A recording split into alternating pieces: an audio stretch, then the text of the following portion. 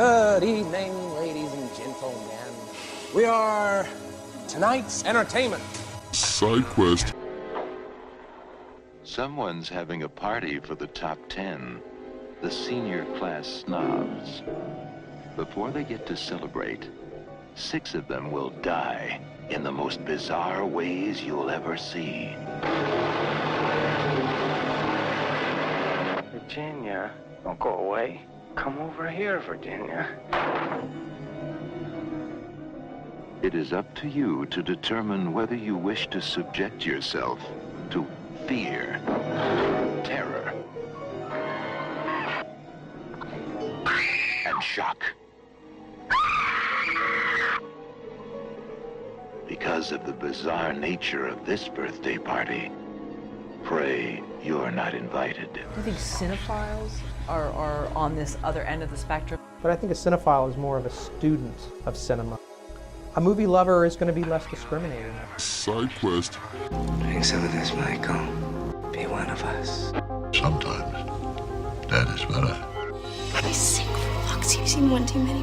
No. Don't you blame the movie! Side quest. I said, I'm not gonna hurt you. I'm just gonna bash your brains. Okay. Show me. Side quest. The podcast. You opened it, we came. It's just a podcast. We'll review your movie from every angle. Side quest. Hello and welcome listeners to another episode of Side Quest Podcast. I am one half of your hosting duo of David Garrett Jr., recording out of Columbus, Ohio, and I'm joined as always by... It's your main man Jake from Dark Mariachi Studios, and I'm here representing Guitar Case Full of Reviews podcast. Perfect. All right.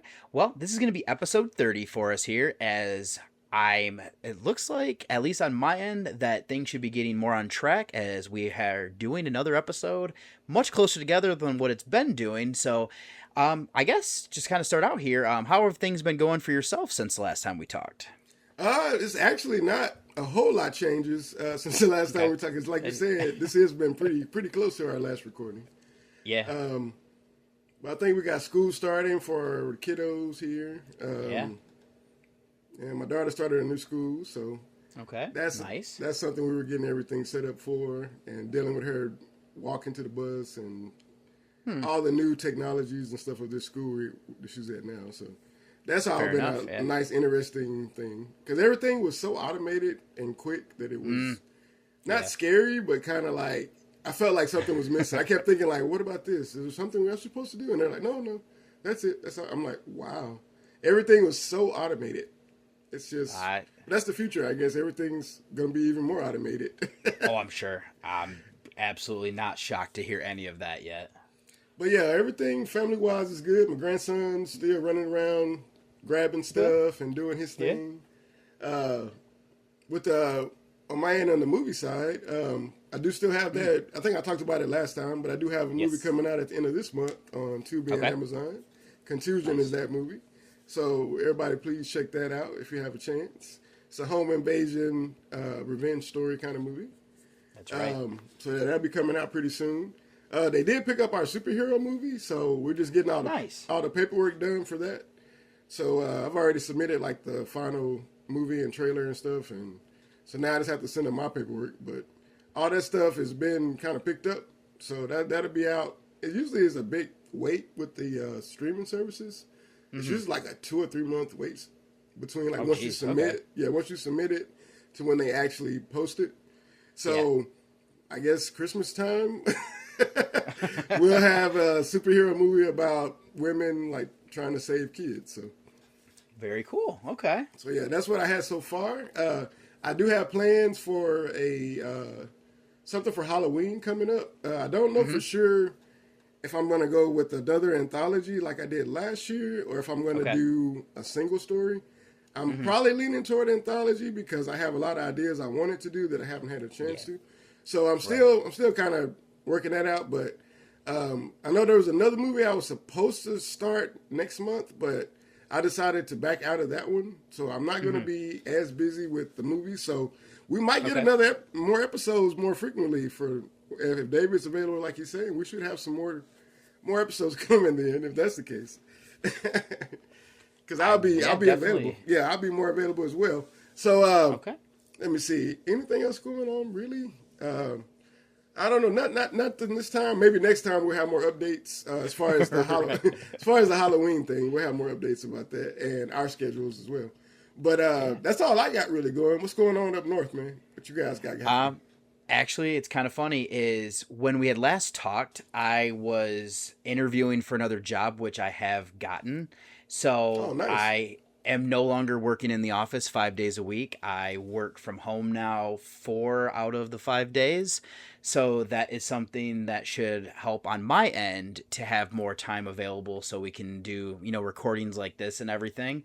So doing the similar type thing where I do supply planning, but I am now working for Cardinal Health instead of the company that I was working for that was a little bit smaller. So outside of that, kind of the same thing with the kids there.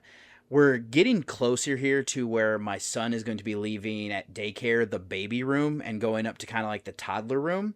So that kind of made Jamie a little bit more weepy than myself, but it is so kind of crazy that he is going to be in a room where he'll learn a little bit better skills and everything. He doesn't talk as early as what Mackenzie did. And I think a lot of that is because being the younger sibling, he doesn't necessarily have to. Where I've noticed like the older sibling tends to learn how to do all that stuff a little bit quicker just because they don't have anybody they're competing with or have somebody who can kind of talk for them. Mm-hmm. So we're guessing that once he goes up to that room, he'll probably start talking a lot more. He says words. He just also will just point and kind of grunt at things. And I'm like, all right, whatever. We'll roll with that. So... Man, it's so funny, bro, because that's how my grandson is, bro. He's just like that. You could tell he wants to talk, but he mostly points and grunts and makes sounds and stuff. So it's kind of funny. It's funny because one day I heard something like a woof, woof, and he was mocking the dog, trying to bark at him. But of course, it was like a woof, woof. It was a weird low sound, but he was trying. What else is going on, bro? What else you guys got? Other than that, as of this month, Jamie and I's Johnny Depp podcast is coming to a hiatus until he has something new come out. So it sounds like, I think November is when Ebenezer comes out. So we'll be taking a break from that, but we'll be starting our new project. We're going to do kind of like an episode 0 for September, but that'll kind of afford us where we can kind of start watching some different things that we'll be kind of covering. So outside of that though, just kind of plugging along with my podcast and just living life and just kind of seeing as things kind of get thrown at me. Yeah, I remember you were teasing the new show coming up. So last time, everything is so recent this time. It's kind of weird, right? Yeah, because usually we're like a little bit further out. So some of the stuff we talked about has already come and gone at that point, Right. Yeah, for sure. So yeah, it's interesting. But yeah, I'm excited, man. I love when you guys can get together. And I'm really excited, man, that you were able to get your schedule back kind of how you wanted it instead of having to be up there all the time and do all that. So I'm glad you were able to kind of get that back home how you wanted to. So I know that makes you feel better. No matter what other changes there are, that's probably a big change. For sure. It's a lot. Yeah, it's been a lot less stressful during these like training weeks. Mm-hmm. And like I've noticed that especially like interacting with the family is I'm a lot less stressed, and that's been just kind of the biggest, nicest portion of it. Yeah, because if you feel good like that part, then you can deal with the other stuff easier. Exactly, 100%. Yeah, but if you got to be there and do all the other stuff, it makes it harder for sure. Mm-hmm. I'm with you, bro. I'm dealing with that in mind, so I'm with you. Exactly. But yeah. So for this movie, since the movie that I pitched out here to do, since we're still in the summer, and for me, I kind of think slashers when we think of like summer and everything. So I had brought one that had been on my list for a while. We kind of were talking a little bit in the pregame about it, and actually something I kind of figured out as we were talking from the pregame. So for me, the movie we're going to cover here is Happy Birthday to Me. I remember, and we kind of were talking that you kind of thought that the poster looked familiar as well. There's a shish kebab poster that I feel like is very iconic for this film. And so that's what was stuck in our mind. But we both watched this on Tubi. The poster over there, I actually think might be one of the DVD releases for it. And I think it actually got a lot of backlash from fans because it's not the traditional kind of cover that most people remembered. And it was very generic where you had like a woman, kind of looks like the lead character in this one. She's holding a cake. There's a knife in it and it looks like a window pane behind her. That poster is not great. Yeah. If that's been the poster, I probably wouldn't have recommended it. I'm not going to lie to you. Yeah, it doesn't catch your attention as that other one does. The other one, I remember when we talked about it, the other one really sticks in your mind a little more. So I don't know why they thought they couldn't just keep that iconic poster. Sometimes there's a lot of times where even like with releases that get done today, even for classic movies, sometimes they'll switch the poster up to something that I'm like, why not stick more towards like the classic one that most people would like recognize? I will say some of the more boutique labels will kind of have like they'll hire an artist and they'll kind of do some cool things. Some of those look good, but some of the ones when you're doing just like a Photoshop type thing and you're just kind of throwing like a generic kind of like poster on it, I don't think it bodes as well for your product. No, I don't think so. You know what's weird, bro? Like, and I don't want to start us off on the wrong foot, but I was in a group. I follow a group that's for filmmakers and casting and all that kind of stuff. And somebody was complaining in that group about not liking people using AI to make posters and advertisements. Yeah. And I was thinking about that right now. Like, there was a time where people would just make default Photoshop stuff and it would look awful. Just like we're talking about now. It's funny you say that, yeah. 'Cause there was a stretch there in like the mid 2000s into like the mid 2010s where if you gave me about 30 minutes to an hour, I could probably find you about 10 posters that have this girl being pulled away from the screen, or like being pulled away from like the focal point, and like her one arm is out. And like, I know Absentia used that as a poster, and there's a few different ones that if I had a little bit of time, that it was just stock images that you would just, as you were saying, would replace the title and you would replace a few things on the sides of it. And it's like, how, like, I understand the whole backlash with AI right now and everything, and I can understand some of the arguments for it, but let's also act like the Photoshop stuff wasn't that much better either. No, it was a lot of trash floating around. They call it AI slop. There was a lot of Photoshop slop back then. Bro, it was another one. I'm going to make this real point. There was a video, a book, right? It's a Freddy book. I'm in a lot of different horror groups. So there's a Freddy group. And somebody posted this book they found, and you could tell it was made during the time of Wes Craven's New Nightmare. So that would have been early 90s, probably 94 maybe. But yeah, I think you're right. It's a bad cover, bro. I don't know if this is people were saying this is not the original cover. This is like a reprinting cover. So I'm guessing they reprinted it in the bad Photoshop era. Because it's got like a scene from the movie with the Freddy, close up on the Freddy, a really bad choice of scene because he doesn't look great in the scene. There's not, and then it's got like where you can see where they photoshopped in like Nancy and other people, but it looks awful. And it looks so awful, and it's like, and everybody was like, "Is this a fake book?" Like the people in the comments, "Is this a real book or is this fake?" Because this looks so awful. I mean, it's like, no, this isn't the original cover. This is a reprint, bro. And I'm like, but that goes into what we're saying, like how bad some of the Photoshop was back then. Yeah. People think it's fake because it looks so bad. Like that's, it's crazy, bro. But, for sure. Like, every era has its kind of, every era, I would say, after like the 90s with like the floating heads posters, I feel like there has been a lot of issues with a different type of stuff. Obviously now it's AI, but there's always been some sort of like thing where you see it losing more of its charm as we've gone on.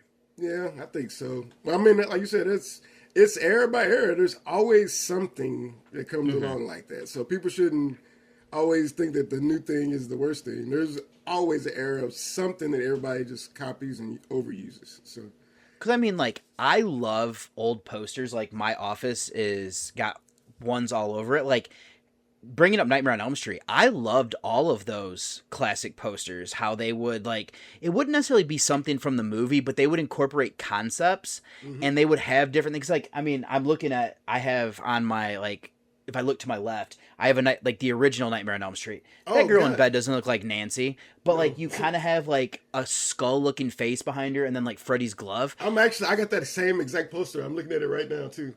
Yeah, and it's like those it's not were even so Freddy's good. face. It's like just eyeballs and like like, not even a real face. It's like just elements that kind of look like a face when you look at it. Like, but all those posters did something similar to that, and I loved those ones. I also don't even hate when they had like that box set of the VHS tapes. The like artwork they would do for each of those movies, those ones definitely use like Freddy, and they would actually use elements from the movie. But even those were still solid. But that was a great era but somebody was actually hand drawing those and painting them. Absolutely. But that was a great era in covers and posters. Everything at that time was really well made. I don't know if it's the same person made all the ones that I really like. I don't know, but that's a good question. Yeah. That's probably something we can look into later. But I bet you there's not a big amount of people that made those. I bet there's a small group that probably made most of those. You're probably right. I wouldn't be shocked if like that, or if there's like a studio where like you had like a stable of artists who would kind of get like contracted out or something, but would not shock me to hear something along those lines. Because it's a very similar, it's not similar designs, but the style is similar. Yes. So that's why I said that it could be coming from similar people. But yeah, so for this movie here, so this actually came out very early in the slasher boom, because as we were kind of talking pregame, is you had Halloween came out, I believe it was like 78, 79, somewhere around there. And then you had Friday the 13th come out in 80. So Happy Birthday to Me came out in 81. So this one is directed by J. Lee Thompson. And then there was a lot of cooks in the kitchen, it looked like, here with the writing. So I'm just going to kind of make sure that I get this right here. And it shows on screen. It shows on screen that there's a lot of people right for here. Sure. Okay, so this actually threw me off at first because the guy who did the story and is one of the guys in the screenplay was John C.W. Saxton. And I was like, it made me sit up at first. I was like, wait, did John Saxon? I was like, oh, wait a minute. Not the same name. But then we had Peter Jobin and Timothy Bond help to write the screenplay. And then it looks like there was also some uncredited work here by a guy named John Biard. I think that might be how you say his name. But so going down to the cast, we actually have an interesting one here because our star is Melissa Sue Anderson, who was from Little House on the Prairie. She was the older sister in that show, and she actually had to take a hiatus from Little House to come and be in this movie. But it's also is featuring Glenn Ford and Lawrence Dane. That's actually Virginia Anderson's the main character. That's her father, is Lawrence Dane. He actually was an actor who did quite a bit after this one. And I also wanted to bring up here, Matt Craven is a character actor. He is Steve in this movie. We'll actually kind of get back to him, how important he is in this movie. But he's a guy who I've seen in a good amount of things going forward. So those are the people that I wanted to kind of point out from the cast. But I actually didn't realize this until we were kind of settling in to write this. This is technically is a Canucksploitation film, as this is kind of in the same vein as My Bloody Valentine being a Canadian slasher. But the synopsis, or the subgenres here would be B-horror, psychological thriller. This is a slasher film, teen horror as well. And you also have a mystery kind of wrapped in there as well. But on IMDb, this is sitting on a 6, which is actually pretty good for a slasher film. And a 3.1 over on Letterboxd, with a synopsis being: at the snobby Crawford Academy, Virginia's group of friends start to go missing after horrible events that happened to her as a child around her birthday. So where I'm going to start before we kind of jump into this one, I did not know this was high school kids. I got confused, especially because these people all look older, and I did not realize that this is a high school group here. I thought that first that this was a college group of friends, but this is actually high school kids. So I guess maybe this is where that trope started, or has that? Because nowadays that's a trope that we use a lot in TV shows and movies, where we're supposed to be in high school, but we're doing stuff like if you're on a college campus. Right. And I guess this is where it started because I thought everything they did was, did they not go to a bar? Like, I don't understand what's happening. I was just going to bring that up because, like, the second scene that we'll get into here in a second is they're at a tavern, but it's called an inn, but it's 100% a bar. Yeah, that's what, I mean, it looks like a bar. I don't know, it's a bar with chairs and seats. And they're all drinking. Yeah, so I'm like, I was, the amount of times in this movie where I said, what is happening? To myself, like, was ridiculous, bro. But yeah, I had that same confusion because it felt just like college, like we were at a college campus and these are college kids because we didn't really see but the one girl's parents, so it made it feel like we were in college because nobody's parents are around. That's true. So yeah. But yeah, so for this movie, it does the slasher trope here where we get right into it, and I do appreciate that. So we actually see this young woman of Bernadette, and she is portrayed by Leslie Donaldson, I think is how you say her name. So we actually see this weird scene here where she is leaving where she lives and has this weird run-in with this older woman who has a dog. And this scene was quite weird, but I also thought it was kind of it was a fun way to introduce everything before, you know, she has her harrowing scene. Yeah, it started like this was going to be an opening kill right here for a second. Right. And then you know what threw me off, bro? I was like, is this a trap? Like, did they tie her in a pit with a fat bulldog? Like, what? It threw me off for just a second, the way she was tied up in that leash or whatever that was. Yeah. It felt like she tripped and fell in a trap. It really did. It was very weird how they did that. Like I said, it sets everything, the tone of everything very well. But yeah, it threw me off too. And you know what else I thought was weird? Like, they kind of push it a little bit, like almost like a teen comedy in this. Yeah. Like, I mean, not at the beginning, but there's a lot of moments that turn into teen comedy to me. Like, that's why we were talking about more of the writers. Like, it felt like everybody was making a different movie. Yeah.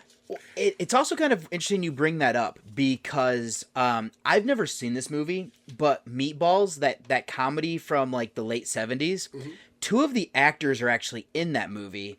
We'll actually meet both of them here in a second, but like there's Alfred, who is the nerd. He's played by Jack Blum, and then the guy I was bringing up, actually Matt Craven, who plays Steve. I guess they were both in that movie. So I'm also wondering if part of it, I think it's writing. I also think part of it might be the acting performances, that some of these people might have been geared more towards comedy, like beforehand, and so you're kind of getting a little bit of that with their delivery as well. Because I mean, there's also the jokes you're talking about that we'll see throughout this, where Steve is taking bets on everything, and I'm just like, what are we doing here? Yeah, but I mean, even at the beginning here, after this talking to by this lady, she's like, "Oh, your dog's gonna give you head or something." Yeah, she's like mimicking her voice, telling the dog to give her head or something. Like, what movie is this about? Is this a comedy? Like, it starts off like at some point somebody's gonna pull panties out of their shirt. I'm like, what are we talking about? Like, this is a comedy. Yep. So yeah, it's somebody was making a comedy, somebody was making a slasher, somebody wanted to make a sci-fi movie. So we were all over the place. We're running the gambit here. But okay, I guess where we're going first. Let's go ahead and jump in after this. So, like we said, we had this weird scene where Bernadette met this older lady who has this dog and everything like that. So she goes to get into her car. And this is a scene that I'm about 90% sure that Child's Play 2 directly ripped. Now, Child's Play 2 plays it a little bit differently, but Bernadette gets attacked in her car where somebody's in the backseat and is choking her. And I will say, this goes on for longer than I was expecting to. And she gets away. This went on way too long. Yeah. It ended 3 times in the scene, bro. Okay, let me ask this, bro. I don't know how much further you're going to go with the description, but did she fake it or did she pass I think so. out? Because you know what I'm talking about, right? When she I do. just jumps up all of a sudden. Yeah, I think she faked being dead, and I think she was trying to do that to get away. Because, like, if she would have passed out, I don't think she would have came to that quickly. And if she would have been much more disoriented. So I think she definitely was trying to play possum. And then the killer obviously keeps following her after that.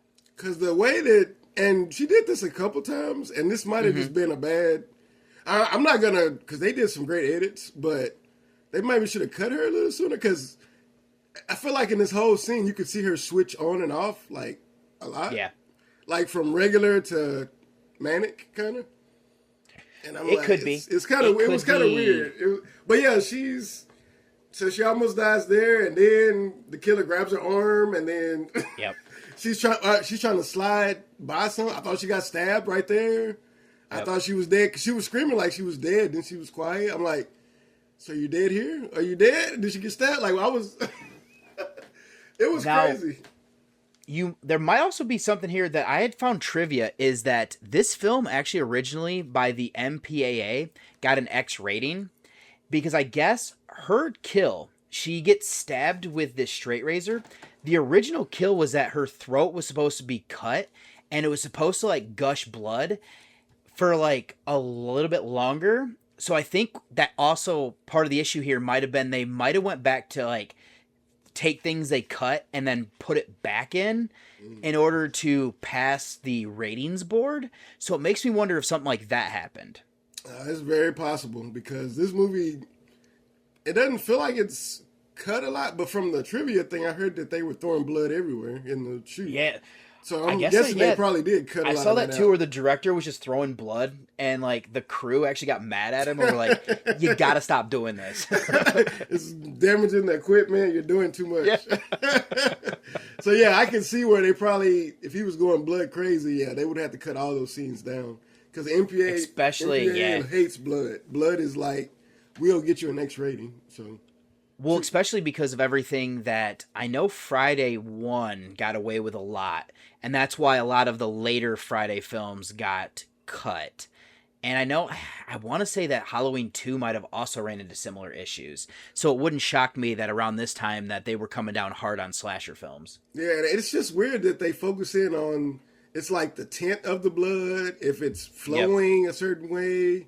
Yep. Like how long, it's like certain things. So you have to kind of learn how to cut the way they want it cut, so you can still show the audience, but not overly saturate them. Like I don't know what their measure actually is. I think it's just whatever they feel like.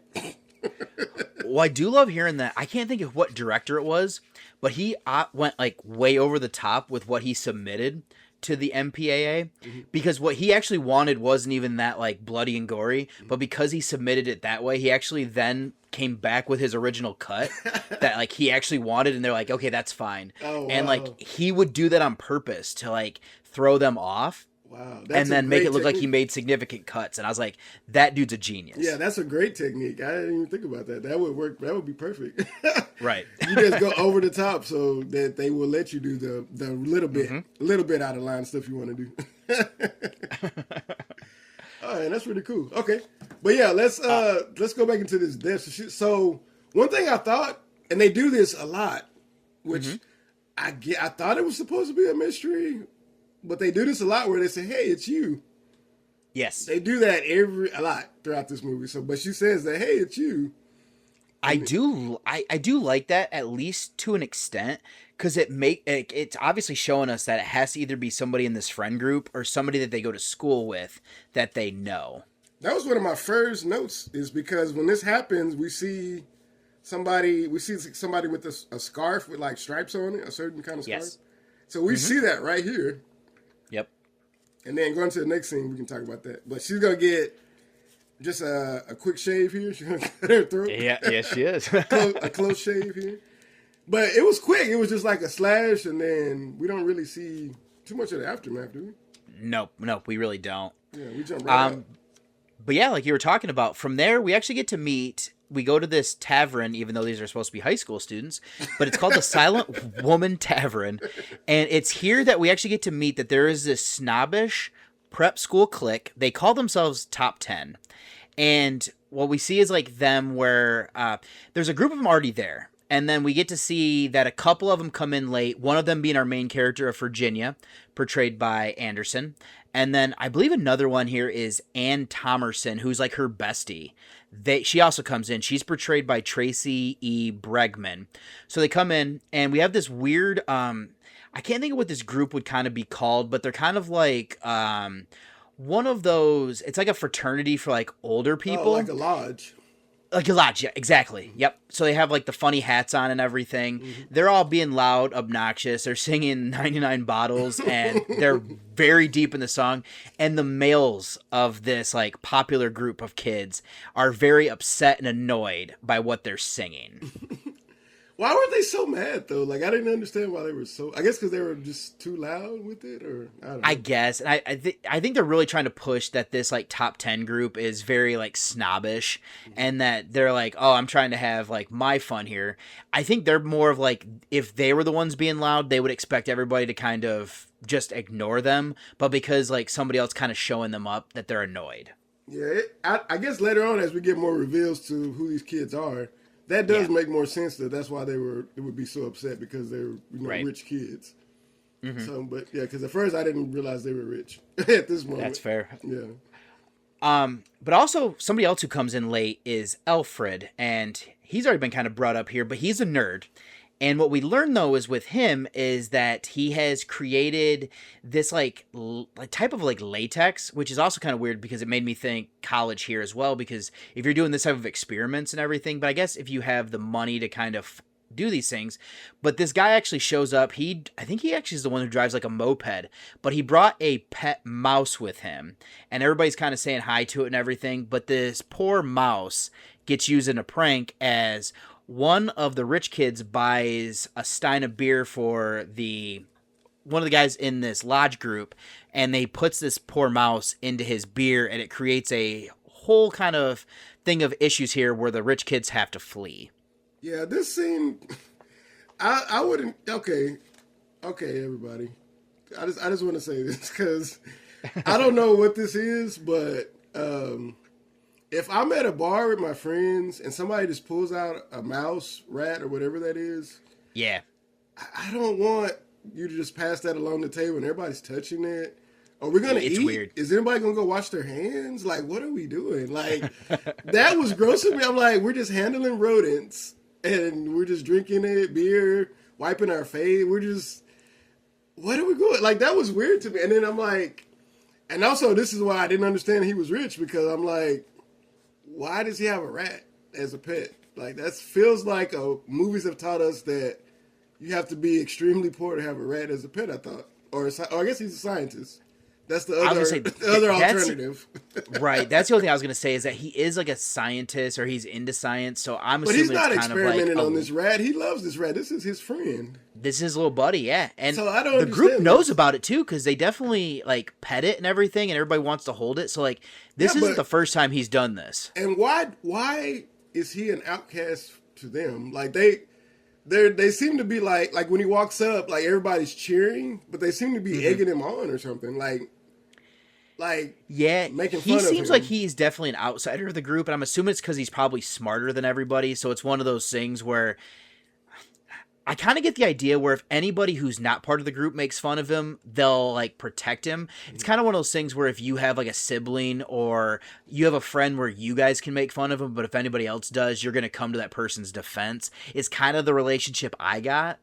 Okay, because he just seems to be like the punching bag of the group or something. Kind of.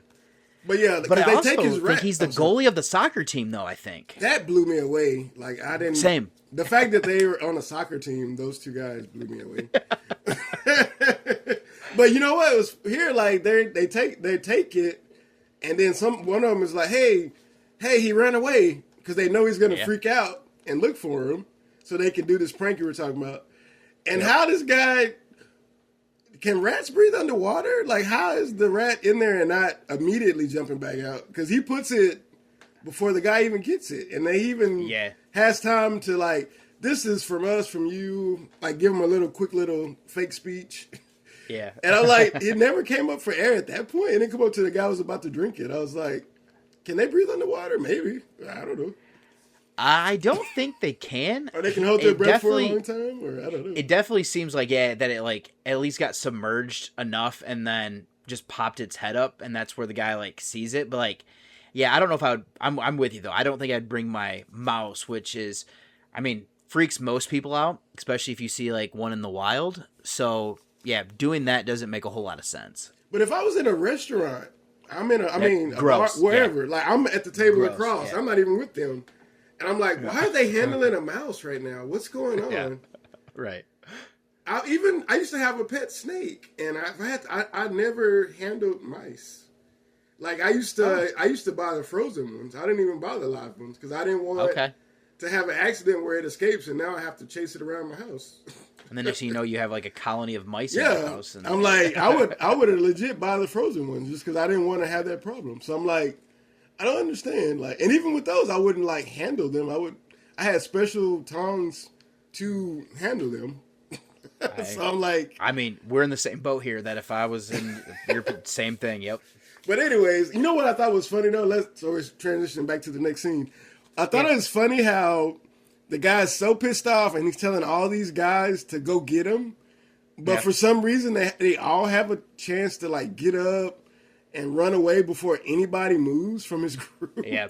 He's like, get him. And everybody's just standing there. Well, they're moving, but they're not going anywhere. They're just like, and all the kids run outside and nobody's moving. They're all just like, get him. And they're just... Well, not only that, they also get in all their cars, like you were saying, and nobody drives away for like they're waiting. So like, I do know that at the door, there is somebody from like the tavern who is holding people back. But I'm with you though. It's like before they go outside though, yeah, easily could have grabbed at least one or two of these And then guys. the one dude stops to pick up the rat. So right. Nobody could have just, I don't know, I just feel like somebody should have got punched. They should at least had some punches thrown. They didn't even get to that point. And then like, okay, so let's go out here for the Fast and Furious moment here. Where they're making a wager and they're saying who's going to go first. And I was like, what are we doing? I thought they were trying to get out the parking lot the fastest way they could. That's what I thought we were saying when they're like, okay, I'm going to go first and you go so we don't have a wreck. That's what I thought. I thought we were running away from danger here. That's what I thought. Well, this is very weird here, like you're saying, because what we get here is this is definitely Fast and Furious. So you're 100% on. So they all do this in one of the Fast and the Furious movies, don't they? Jump over. I feel like they did. I might be wrong. They had to have. With some of the weird stunts they've done in some of those movies, they had to have done what they do here. This feels like something that would have been in one of those movies. Yeah, but yeah, so like. They break up and get into cars here. So there's so many characters, it's hard for me to keep straight. So I will kind of figure out, I think it's Greg, though. I think Greg is in a car with one of the girls, I think he's in the car with Anne. And then she actually pulls Virginia in with them. But they all kind of get into different vehicles here. One guy's on a motorcycle, and there's a couple other guys in their cars. What about the moped? Moped is the rat guy. Okay. Yes, yep. And yeah, there's then Etienne is the guy who has the motorcycle, because we'll end up seeing him on that more here in a little bit. But yeah, they have an order that they have to go in. So the goal here, which this is the dumbest thing I've ever seen in my life. At first, I thought it was train tracks. So I was like, okay, this not smart, but this is even worse. So there is a drawbridge. So there's obviously a sea vessel that's coming through here. So this is raising. What they're going to do here is they're going to jump it.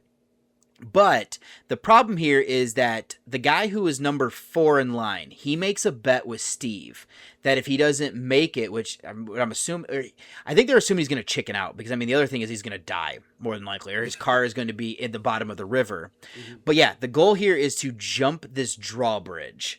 And yeah, this is wild. I like the cars, that everybody has a distinctive car, which was kind of funny. I love the little hatchback. Yeah. Because she goes second and then she just easily jumps it. Yep.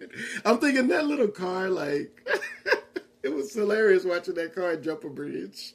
And she But you know what I thought was really hilarious? Okay, motorcycle man, easy work. He makes it. Yep. That one guy he's the one that bet the money, and he's scared. Yeah, so, he chickens out. Yep. So we get this other guy. I know the first guy had a Datsun, I think. I feel like that was a Datsun. That sounds right, yeah. Yeah, because I have a friend that has a car like that he kind of souped up and restored. So I know I feel like it's a Datsun. It looks like that. But what is this? What kind of car did that guy? Was that a Corvette or what was that? I think it's a Trans Am. Trans Am. Okay, that's what it is. Okay. And I mean, did you notice that he messed his car up? Like, there's no way he's driving after he lands. Bro. I laugh so hard because they Me too. they never address it. They never address it. When he hits so hard on that concrete, the whole front end shatters. The bumper's gone. The hood is bent up. Everything is destroyed on that front end, bro. Like, there's a good chance that his, like, front axle is either ripped off, so, like, he's not even on the wheels anymore. No, but how it landed. Did you see it? I want to ask if you saw this moment or not. There's a moment that's about to happen. Did you see it? I'm not sure. His car is completely fine when they when they stop. His car is not damaged at all. Yep. When they stop and she runs away. Yep. His car Christine's. Yep. That car, they show it. The whole front end get crushed. Yep. And then it's perfect, bro. Like in that next scene, and then he's like, I don't want to skip ahead too far, but I know we're gonna talk about her running off, but he's like, man, he owes me $20. I'm like, bro, the amount of body work you would have to do to fix $20. Yeah, all for $20. No, you're gonna have to pay almost like a new car, almost, bro. Almost, probably. Depending on how, because we don't even, like you said, we don't even know how bad the internal damage to the car is. We don't even know because he landed almost straight up. I'm surprised nobody got hurt. Like nobody's even bloody, bro. Right. And why was the girl grabbing the wheel? Like, why are you grabbing the wheel? Because remember when we first cut to him, she's grabbing the wheel and he's like, "Let it go. You're gonna make me wreck." Why? Not only that, but like while they're also going like very fast, Virginia's trying to climb out to jump out while they're driving. I'm like, you worried about the bridge, but then you're trying to jump out while they're going like 60 miles an hour, probably. I don't know. Right. And she's halfway out the car, which makes it worse. Like the other girl's holding her halfway out the car. What's going on, bro? Some of the things that happen, I'm like, bro, I did not expect us to jump into a Fast and the Furious race jump. Nope. And then she's going to jump everything out. And then we go Commando style, because I don't know if you've seen Commando, the Arnold Schwarzenegger movie from the 80s, where he wrecks this guy's Porsche chasing him, and then he drives off in it, and then it's brand new again. Yeah. We had that same thing, but this is before that, so. Oh, yeah. Wow, bro. It's just, every movie copied this movie, bro. Trendsetter. I never knew that this movie would have so many different things in it like this, bro. Okay, let's jump back in. So she runs away. So you want to start from there or the next moment? Nope. Yeah, we can start. Yeah. So like we've been talking about. So she panics. Like she's been freaking out since they like hit the road and everything, and then like jumping everything, and we won't figure out what happens here. So this does trigger. Well, we at least know that there's a flashback here to like a past car accident on this bridge. We don't know what necessarily happened. So what's kind of interesting here though is that she lives nearby, but her mother is buried in a cemetery that is nearby. So we just know that her mother has passed away and that she goes and visits her. And I actually believe here that, so there's somebody that follows her and watches. I think it might be ETN. All right, I think that's who follows her at this point. But we do see that like she comes out here, she has garden shears, she like trims some of the grass around her mother's like gravestone and everything like that before she ends up going home, and her father's actually home there, and her father is Hal. Oh yeah, that's her. Yes, yeah. They do a lot of creepy follow scenes. Actually, a lot of like, almost POVs type stuff. Yep. So was this heavily influenced by that Halloween? I guess. By everything. Oh, 100%. Yeah. And I mean, this one's actually kind of interesting too, because like in Halloween, we know who the killer is, from the jump and everything like that. Mm-hmm. This is kind of interesting here because there's quite a few times, like this is almost going back to the giallo film where you're dealing more with like the, like whodunit type aspect of it, where there's so many red herrings, and and especially because what was already brought up about how the kill or anybody who right before they get killed tends to be like, oh, hey, it's you. So we know that it's somebody that they know, and that kind of disarms them for the killer to get even closer. Boy, the red herrings that there's almost everybody's a red herring in this movie at some point. And they take it so far. We're going to get to it, but they take it so far in try to make you think who somebody else is a killer.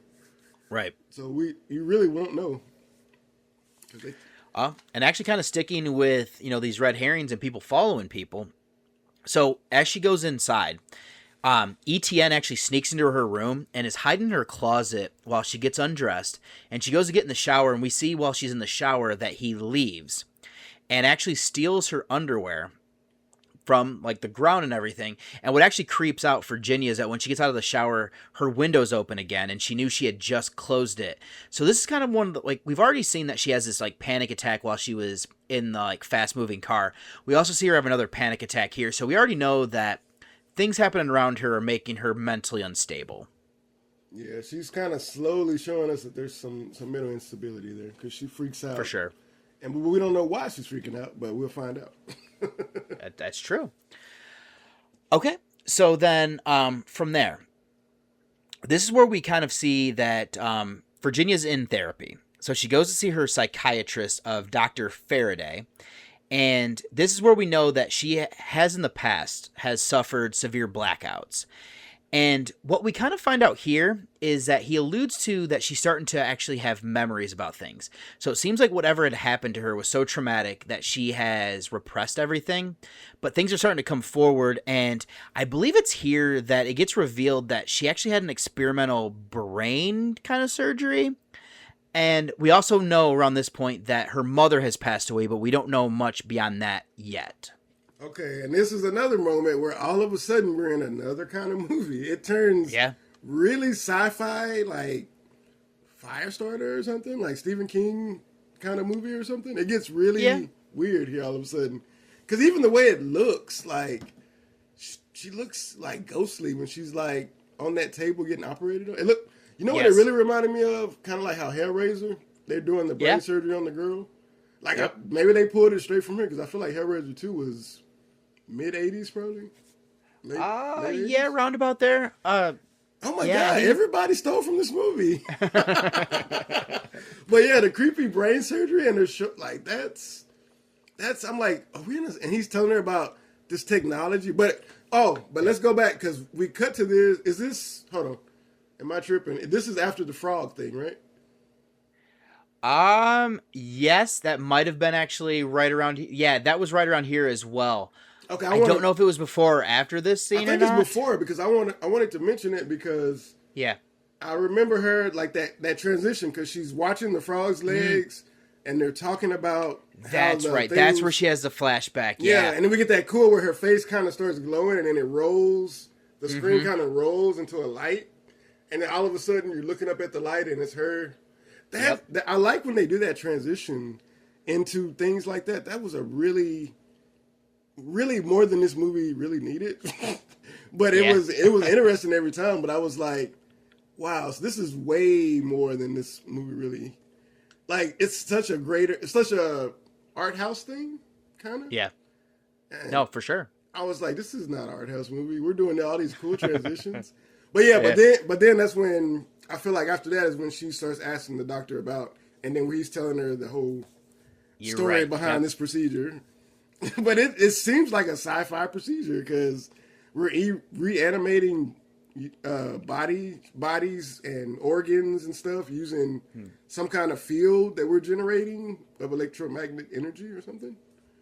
That's actually an interesting point. Yeah, it's like you said, the frog scene's kind of funny too, kind of going back to the potentially being part comedy, because that's where the one guy actually is like making the hair guy stand up. I forgot about that, because everybody's laughing and he's like, you know what? While we're at this scene, bro, like, why is the class happening at their table? Like, why does everybody else have their desks like in regular order? And it seems like they have all their desks pushed together. So the teacher's teaching to them and everybody has to come up. That felt weird. Like, it wasn't like their table was the experiment table. It felt like they had their own table in the class. It is weird because, because even before, they get started, that's where they all get scolded for, the fight. by, I'm assuming, like the head mistress or like the principal or whatever. Yeah, and it is weird because after she leaves, like the teacher is literally like, all right, everybody who's like in the back row or the back like 2 rows have to come forward to watch. I mean, I guess I could see, but like, you're right though. I would assume everybody extras. All the extras come up front now. That's what we're saying, because we never meet any of these people. That's true. But it was just awkward that they all had to walk up and come to their desk to watch the experiment. Right. It'd be different if everybody went up to the front and they all kind of gathered around these kids to watch the experiment. I was like, I like that his hair was all up, and then he does this animated electric charge. Yep. I was like, oh, 2D animation. I forgot how we used to use 2D animation back then for any kind of electric or powers. Yep. And they didn't even make it small. It was a really thick lightning bolt drawn on. So yeah. Somebody had some fun there. For sure. Oh, absolutely. So there goes our comedy. It reminded me, have you ever seen Zapped? I have not. It's a movie, it's a comedy movie from the 80s with Scott Baio, I think. Okay. And he creates this thing with static electricity where he can use it to, like on the posters is like him and this guy behind a fence, and this girl's skirt's blowing up in the air, and he's sticking his hand out, making it happen with the electric energy. It's like a teen comedy. That's the poster I always remember. Is those 2 kids like jokingly making her skirt fly up in the air because they got electric power. But yeah, it made me think of that movie for some reason, because they used like that drawn on electric boats in that movie. Okay, yeah, I can definitely see what you're talking about. I was just looking it up on my phone here while we were, Yeah, it's kind of reminded me of that movie, because back then we were doing a lot of 2D drawings for stuff. So yeah, for sure. Like, doesn't shock me because this looks like it's one of those. Oh my God, is that movie after raunchy. This one? Did that come from this movie? I don't know. It came out the next year. So everybody copied this movie. Wow. It's 100%. We are learning something today. I had never seen this movie, but everybody has copied from this movie. Nice.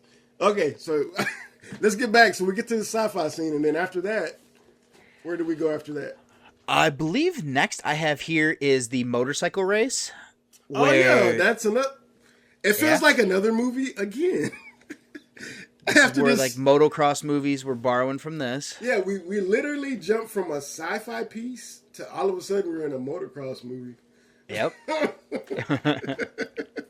It's incredible. But the jumps this movie takes is incredible, bro. It really was. 100%. But yeah, so this one I have here is that bunch of them, they're watching, and they see ETN. He ends up winning. And this is actually kind of weird here. Is this group's dynamic about who is like seeing who? It seems a little bit fluid at times, because like Virginia seems kind of like, I mean, she's excited that he won, but like she gets very mad at him for good reason, that he like pulls her underwear out of his like inner shirt to show that like it was like a good luck charm for him. Mm-hmm. And yeah, so then she gets very mad, and like that's where she leaves, and he ends up becoming our next victim. Yeah, it's weird how it does feel like we're switching partners here a lot. Like we're having some, I don't know. But yeah, everybody seems to like, hey, go talk to her. Okay, now I can go with this person. Or hey, right, I know that you like him, but she's coming soon. Like I remember at the beginning, I think. Yeah. Girl, I'm like, what are we doing? Like, are we? I don't know. But we're in high school, not college. Yeah. So I mean, So I don't know. It feels like a college thing that might happen more than a high school thing, but I don't know. I've never been a top 10 rich kid, so I don't know. Yeah, same. So I'm not sure what their rules and regulations would be. But it feels like something that would easily happen more in college with people in class. But they feel like they're all in the same classes too. Not even like me and this person are in this class together, and then. Well, I mean, it seemed like all of them were in that science class together. Well, that's the only class we actually see, I think, right? Well, we see the girls come to no, that was that scene, wasn't it? When we see them late to class. Yep. So yeah, I don't know. I don't know if they have classes all together because they have to because they're all the top 10. Yeah, maybe. But yeah, we're switching a lot and everybody. But the one guy that's always weird is what is the nerdy guy? What's his name? Alfred. You said it earlier, bro. I feel like this cast was way too many people. Yeah, and it was hard to kind of keep them together or to figure out. I mean, ETN was kind of easy because like such a foreign name that I was like, okay. But then as people start to get killed, what's that? He had an accent too. I feel like he had an accent, so that made him stick out a little more. For sure. But like as people get killed, I was able to start to distinguish. I mean, obviously, because like, I'm also worrying about less people. Yeah, but yeah, I feel like we could have had a top 8 or top 7, and that would have been fine. We didn't need 10 because it goes on a little too long. Some of this stuff. But yeah, okay. So let's jump back in. Yep. So then next thing I have here is Etienne's death, which I had said to you during the pregame is that this is taken directly in Pet Sematary 2 actually borrows from this, where he is working on his bike and somebody comes in. He says the obvious line like, oh, it's you pretty much. And, recognizes who the person is. But his long scarf gets snagged in the wheel, strangling him and pulls his face into the spokes. And I was actually looking up trivia is that this sounds like this was taken, though, from a real life tragedy. I believe it was a woman was driving a motorcycle and her long scarf actually got in her wheel. And that's kind of creepy and crazy that actually might have happened to somebody in real life. That's like not in a motorcycle, but any kind of moving machinery, like that's happened a lot of times to people. Oh yeah. That's why they have a lot of rules now that when you work anywhere where you have like moving rollers or machinery, you have to, if you have long hair, you have to have it tied back, no loose clothing. Right. Like so that's a big hazard for sure. But at that time, I wondered with less, job safety regulations, it probably. I wonder how often stuff like that happened. Probably happened a lot. But I like. They do this a lot too. Like they do a lot of long shots of, the person in the background slowly approaching. They do a lot of shots like that. Yep. Which kind of goes back for me like more like an art house kind of thing, versus like our original slashers we'd be looking at this time. Well, it's 80. I keep forgetting it's 81, so we really haven't got that deep in the slasher yet. That's true. We're still on the cusp of it at this point. But I just thought. I like how they cut out of there real quick too. Like we kind of see it get pulled in, but then we don't really have to see much because but this is probably one of those moments because if you look, the whole lens is covered in blood. Yep. So this is probably one of those moments they were mad about where he was throwing the blood everywhere. Oh, I'm sure that's probably would have been one of the main culprits. Yeah, because you could see like how it was just all over the lens like that, and I bet you it was all over the camera guy, everybody, boom operator, everybody's probably got covered at this point. He probably just threw it into the wheel and let it just fly everywhere. Yeah. But yeah, this kill was really fast though. You know what? I started actually thinking about that, and we'll talk about it as we get into it. How quickly some people die and how drawn out other people die. Yeah. Like, nobody's as drawn out as our first character, but some people get a little longer than it probably needs to be. For sure. So, but this one was a real quick. I mean, the walk-up was longer than anything, but that was pretty quick. That's true. We got to, this is like a traditional kill. Like, it was, like, really quick and gruesome, and then we were out of there. Like, it felt like what slasher movies would try to aspire to at some point. Mm-hmm. Yeah. So, but then we kind of get, I guess later on, we get to the long, drawn-out Saw kind of kills. So, it does take a little bit to kind of get back to like have, the more extended type lead up. Because the next thing I actually have is the next kill. Did you have anything in between ETN's kill and then this next kill? No, I didn't have anything significant. Yeah. Because the next one is actually, I thought was a kind of cool one, and this could almost be, Nightmare on Elm Street 4, where we have Greg lifting weights in his home gym. Yes. It looked, the way the camera moved almost looked like that scene to me, so I'm like, man, y'all were watching this movie too. I did have that note, actually, for this kill that, man, they watched this on that Friday, Nightmare on Elm Street Part 4 movie. This is the exact shots and everything. Man, this also kind of funny. Oh, sorry, go for it. I was gonna say, also kind of funny here is that this is another one where he literally is like, "Oh, hey, it's you," and then he keeps lifting, and then this one's a little bit more drawn out. This one was longer than it needed to be. But also, bro, like, are you familiar with concrete weights? He had concrete weights on there. Yes, it's been a while. My dad had them when I was growing up, and so like I worked out with them a little bit in like high school and like after I moved back to like my hometown for a little while. But yes, they're.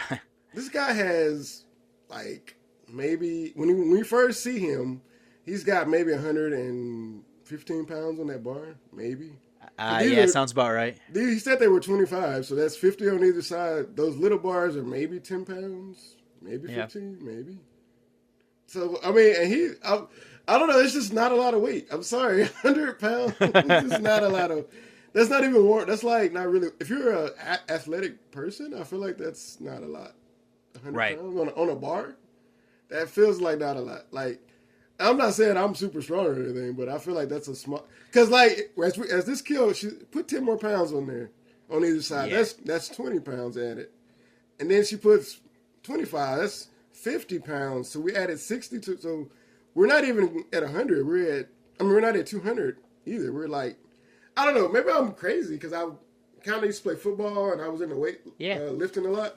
It just feels like a crazy, not a heavy amount of weight that you could easily lift that over your head and just drop it on the ground. Agreed. It's not an amount where you can't move it without, you know what I'm saying? No, yeah. I'm trying to, I feel like I'm going a long way around to say like, I feel like they didn't understand that that's, if you can hold it up, as long as he did, you could have move it over your head and drop it. Well, not only that, but it bothered me that his weights weren't, like, when he was asking for more weight, that he wasn't having them put on, like, where the sizes get progressively smaller. Yeah, they were uneven. Bothers me so bad. So, like, I was watching this, I was like, oh my God, like, why? I thought that was part of it at first. I thought she was putting them on uneven to make it, like, weirder for him or something. Like, I thought she was going to put more on one side or something. I don't know what I thought she was about to do. No, I thought something along those lines, too, actually. I was like, is he going to... I thought... Because what ends up happening is that it ends up getting pushed back onto his neck, and that's what, like, kills him. I thought it was going to be something along the lines of... Because he kept saying to put the, like, end thing back on to make sure they didn't fall off. Mm-hmm. I thought something like that was going to happen. Yeah, that's what I thought she was going to do. Where the weight was going to get, like, distributed wrong, and that was going to be kind of something that played into it. But yeah, so not what happens. But I will give him credit though for at least building that type of tension to be like, what is going to happen? Yeah, because it was. I just feel like that's the only part with that kill. Like I feel like he could have threw that weight down at any time. Yeah, or just bring it down. It's not that much. You could just bring it down to your chest. And roll out from it. You can. Well, I was gonna say.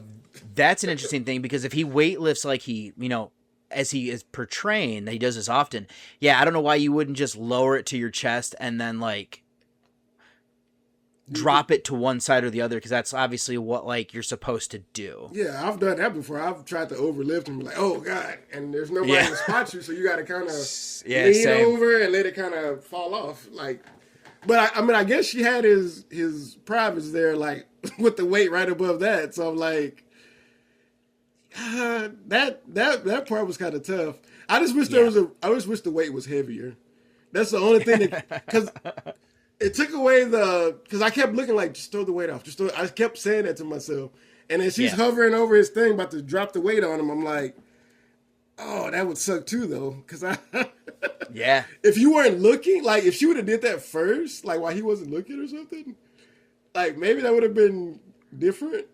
You know what I'm saying? Like if he was just doing it and she just threw it down on him, and then he would have been like, oh, then he would have not had time to react. But drawing it out and making more of like a suspenseful thing, I don't know. It didn't hit the same for me like it should have, I think. No, it's fair. Yeah. No, it makes sense. I was like, but it's just because of the weight. Like if you don't think about the weights, then it hits better. Then you could just kind of roll with it. But anyways, it lands right on his neck and he's out of there. Mm-hmm. But how did she clean this up so fast? That's what I was gonna say. Is because it's interesting because like almost immediately after, Amelia shows up, who is his girlfriend. I think it's Amelia at least, and she has like pizza or something like that. Yeah, she comes with pizza and beer or something. And they're in high school. She bought a 6-pack of beer. It's kind of funny too. She said that, and then like she's like, "Oh, I got you one with just anchovies on." I was like, "What are you talking about?" Does he like anchovies? Or is that another? He must. Or is that a He prank? must. Because I feel like they prank each other a lot too. That could be that too. Well, it's kind of funny you say that because after the killer cleaned up so quickly, there is an almost attack scene here where the all that weight was actually hidden behind the door and almost hits Amelia as it hits the ground. Okay, bro. And you know what my first thought was, honestly? What's that? I was like, bro, this girl has cat-like reflexes. But then now thinking about it right now, I'm like, if that's supposed to be such a heavy weight, how did she pick it up and get it to balance like that without falling? Got that that crazy like urban strength legends that comes with being a psycho. Like I would say that urban legend strength. Where have you ever seen Urban Legends? Yep. Like all the stuff she does, and then we find out to reveal it's a small little girl that's lifting people up and throwing them like nothing. And not having like an accomplice that would have been able to be the muscle. Yeah. So I'm like, this girl is. I don't know who the killer is at this point. So I guess we could assume it's a guy that lifted this up. So I don't know. That's true. So, yeah. All right, where are we at now? I believe next is a soccer game. Oh man, we're all over the place at this school. Yeah. This is a kind of a action, but like a sports action. Because I like I love how the camera's moving around in this. The camera moves around a lot in the movie. Actually, they do a lot of zoom ins and zoom outs and follow people and. Yep. There's a lot of. I said this earlier, but I feel like they did a lot for this movie that I don't know if this movie deserves. Like, there's a lot of craftsmanship in the way they're making some of these shots and stuff. It really is. Oh, for sure. And also, kind of going back to the comedy here as well, is Steve is taking bets about how the game is going to end. Yeah, we're betting on games here. And then this is where we get the reveal that shocked me again. Another shocking reveal that two of the guys from his friend group are on the soccer team and they're in key roles of the soccer team. Yeah, because it looks like Rudy is the star player. Yeah. He's the guy who is like He's forward. Like a forward, yeah. But yeah, and like we were talking about, Alfred, the nerd, is the goalie. And he actually has a huge save in this game. And it feels like nobody cares. Like a big save isn't just as big as a save is just as big as a score. I'm sorry. And not only that, but off of a penalty kick where it's like literally in like the zone right there is wild. That is like a big, like that's super big. And I feel like they're more excited about Rudy. And everybody, I think somebody gives him a kiss or something, but. Yeah, because this is where it gets a little bit weird. Is like I think his girlfriend is Maggie, and like she kisses him, but Rudy wants to hang out with Virginia after the game. Oh, that was his girlfriend? I assumed it was at first. It's kind of a weird, like you said, it's a weird situation where everybody's kind of sharing or taking turns or I don't know. For sure. So yeah, it's kind of a weird dynamic. I don't know. But yeah, I just thought it was weird that everybody kind of walks by him and goes over to Rudy. Like, nobody cares this guy.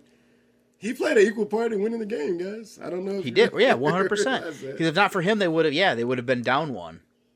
But it's like, oh, he's nobody. I'm like, okay.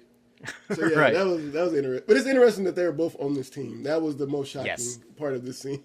Agreed. Well, this is also kind of a weird scene, too, because after the game, we see Rudy bury something in his scarf in like this flower bed at the school, and then he ends up meeting with Virginia in the like church chapel, and they go up to the like bell tower. I appreciated something here where all the references to like the Hunchback of Notre Dame and like all the stuff that they're doing here, but this is where we see that Rudy might be a little bit mentally unstable with some of the stuff he does up there. Yeah, I didn't know what he was burying. I thought it was underwear because this is also a teen comedy at the same time. So I thought he was burying underwear or something. I didn't know what it was. But this is another one of those red herring moments where they're overly playing that this guy could be a killer or psycho or something. This whole scene is like kind of disjointed to me because like the way it's resolved after this and the way it plays out is really awkward to me. Yes. Because, like, they show us one thing and then we have no idea what happened. Yeah. So it goes back into that suspense mystery kind of thing you're talking about. Right. Well, it's also kind of weird here is that like he talks about how easy it would be to cut the rope, and then it looks like he cuts his hand. And then there's like this priest who is trying to, ring the bell for the hour mark. And then the rope obviously falls down. He sees blood on it. And it's very weird here is like we get a scene where like all the friend group are being interviewed and like Rudy disappears. And so like everybody's worried that he's dead. But then it turns out that he's just been hiding. And like nobody acknowledges that afterwards. Well, no, the whole scene plays out in a really weird way because remember, It's like they do the crazy killer zoom in on his eyes. I got a knife. Yeah, I got a knife. I'm like, what are we talking? Is he gonna try to rape this girl? I didn't know what was happening. Yeah, I really did. And then like it appears the way they shoot it is if he's coming to kill her. Yes. And then for a second, this girl like backs into the darkness, looking like the girl from Obsession for a second. And I thought she was about to transform or something. I didn't know what was happening.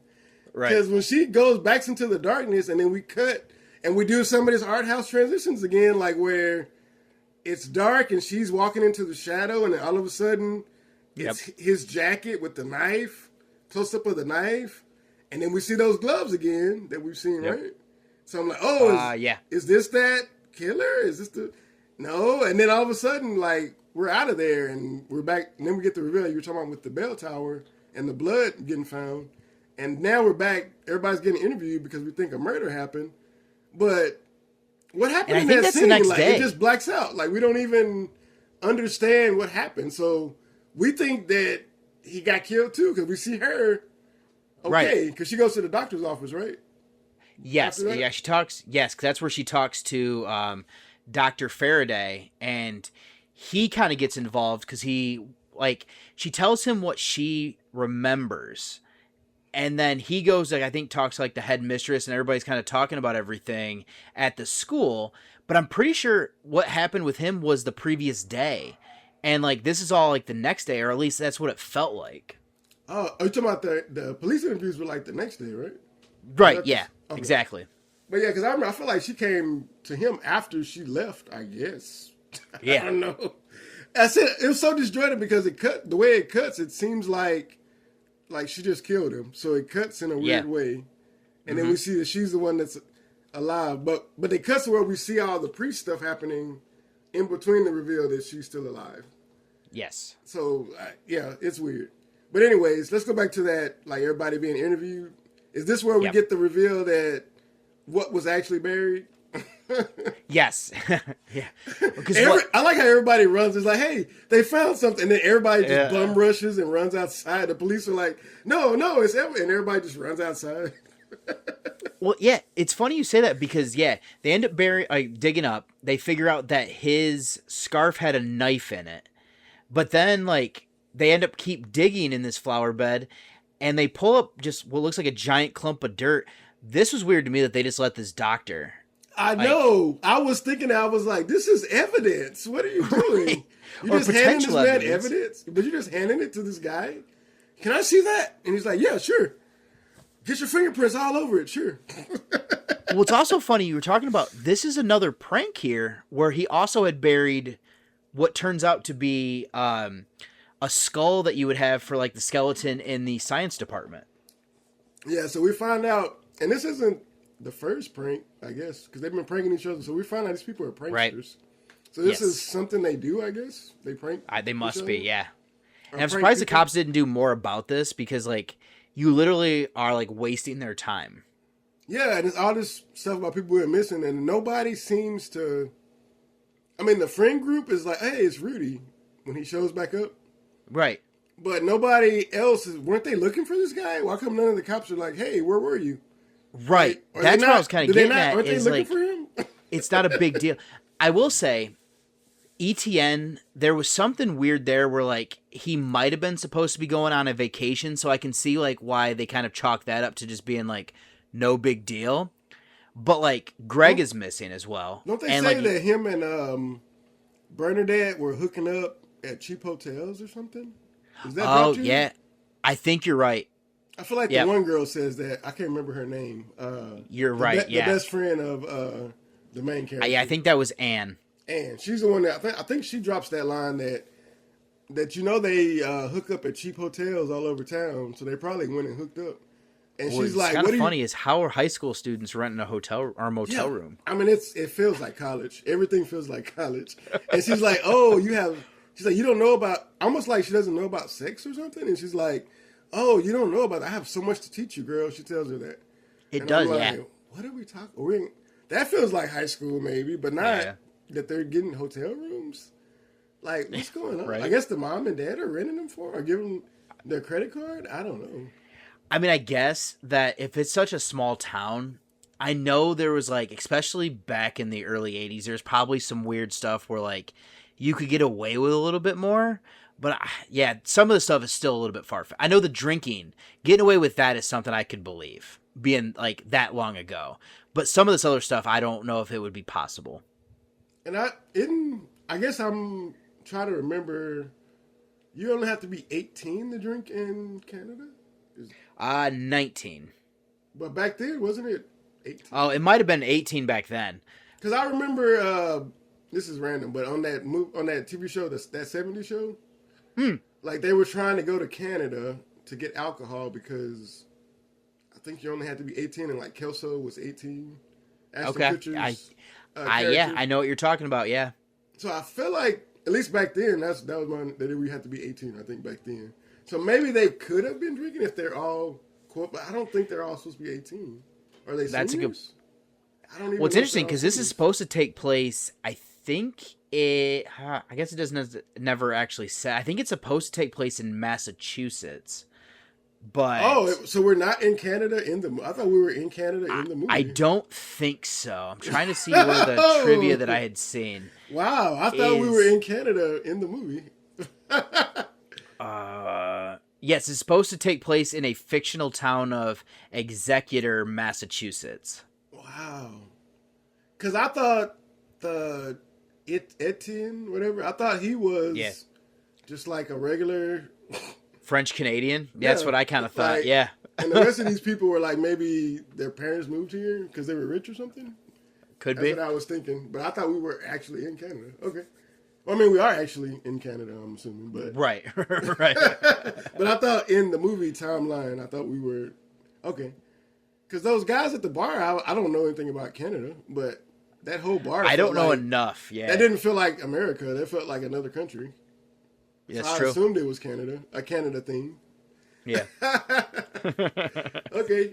I've never been to the East Coast either, so maybe that's a East Coast thing, maybe an old school East Coast thing to have. It could be.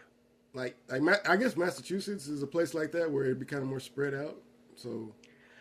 Yeah, New England's kind of a weird little area. Yeah, so I guess maybe if that's what we're saying, I can kind of see that maybe. Right. Yeah, that blew my mind. I thought we were in Canada.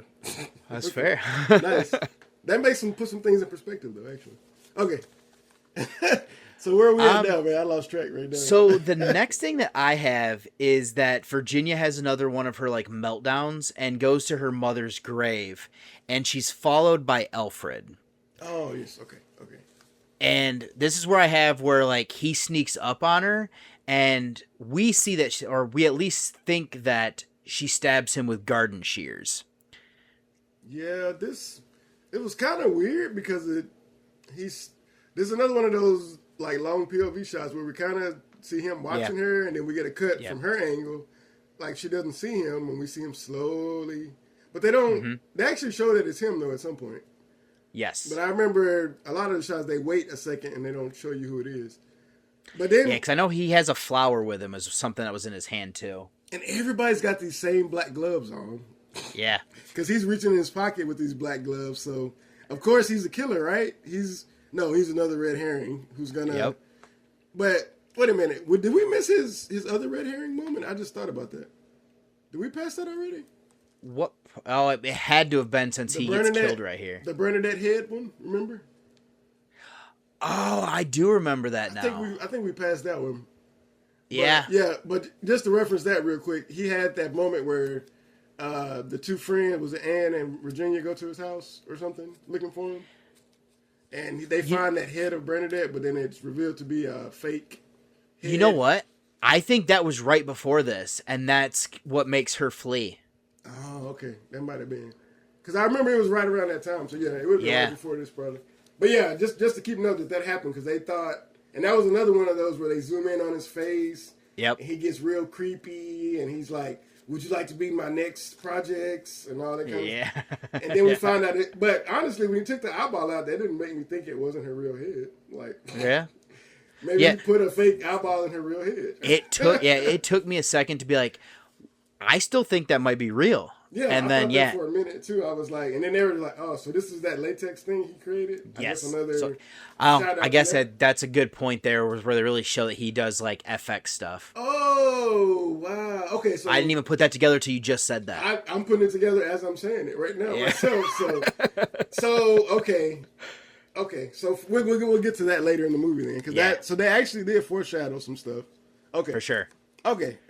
But anyways, like, I thought it was kind of a cool shot how you get that reveal where she was back to the real timeline we're in the movie, actually. Yep. So we're back with them, and she's sitting down kneeling, and he's slowly approaching her, reaching in his pocket. Yep. I thought it was a cool shot where we actually get the reveal that she's holding that garden shear. Yes. And he's the one that gets stabbed right here, and he's holding a flower for her. Mm-hmm. That was kind of a cool little shot there. That was cool. And she's just there with and they're just letting them drip a little bit, but they cut because we can't have too much blood. We learned. That's true.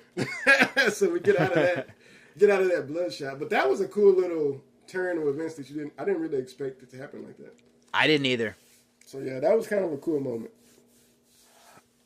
I know from there we have kind of a few different things that happen here. So obviously, Virginia keeps having meltdowns, so she keeps seeing her doctor. But to add to it, we actually have her father around this time leaves. We don't necessarily learn what he does for work, but he definitely has to travel quite a bit. And this is actually where we learn that Virginia's birthday is coming up. And she's bummed because her father's going to be leaving. And he at first is like, oh my God, I forgot your birthday. And he's like, I promise I'll be home that day. I'll do X, Y, and Z for you. We'll do stuff together and everything like that. So I know, like, this actually triggers a memory that we don't see until later, but that does play back in. It's actually very important to something that happened to Virginia in the past. What does her father do? Because he sees something that's on fire. Is that like one of those gas rig things? It must be. Like, now that you mention it, I think you might be right. I bet he is like an oil guy, or like he's obviously not like a guy who works the rigs, but I think he must be like an engineer or something along those lines, where he has to like go out to make sure like these problems get fixed so it doesn't like cause disruptions. Because we're going to get a reveal that he's going to have to go to this place, but I feel like it's another country or something that he has to go to fix this. Because later we get a reveal, and it's not giving too much away, but he gets called away. He's like in another country doing something later on in the movie. But so I feel like he's going to other places. So this is I don't know if it's oil rigs for sure, but it's something that's really important. And he definitely makes a lot of money if he's flying to other countries regularly. I know the later flashback, he was in Caracas, which is in Latin America. It's either Latin America or it's at the very north end of South America. I think this time he's talking about going to somewhere in like Western Canada. Like it was one of like the weird provinces out there where there's like not a lot of people. Okay. Yeah, I wasn't sure where he was going, but it felt like it was out of the country though, or it's on a.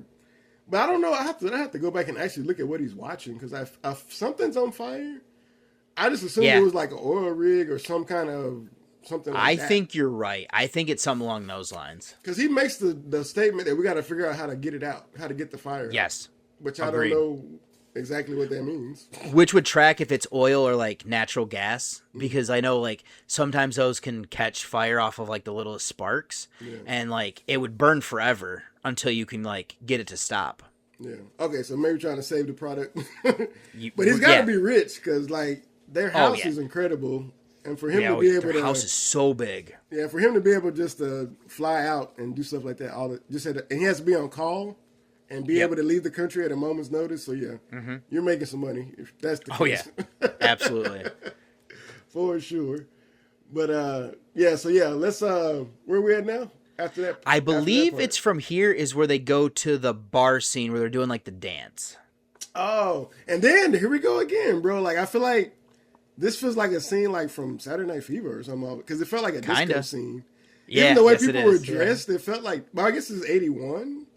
Yeah, but it felt so you're more, still at the tail end. Yeah, it felt more disco and 70s than any other moment in this movie, though. Right. So it felt like a different movie all of a sudden to me. So I'm like, wow, what are we doing? Like, is this a 70s movie now? What are we doing? Was the disco? Because it literally felt like I was watching, because I watched that recently. So you ever seen Saturday Night Fever?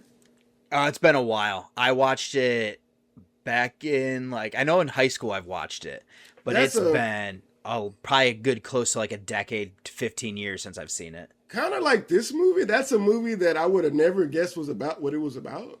Yeah. Like that movie gets kind of dark, and I don't think if you don't know that, you would think it's just a dance movie, but it's not. Like I felt that's how.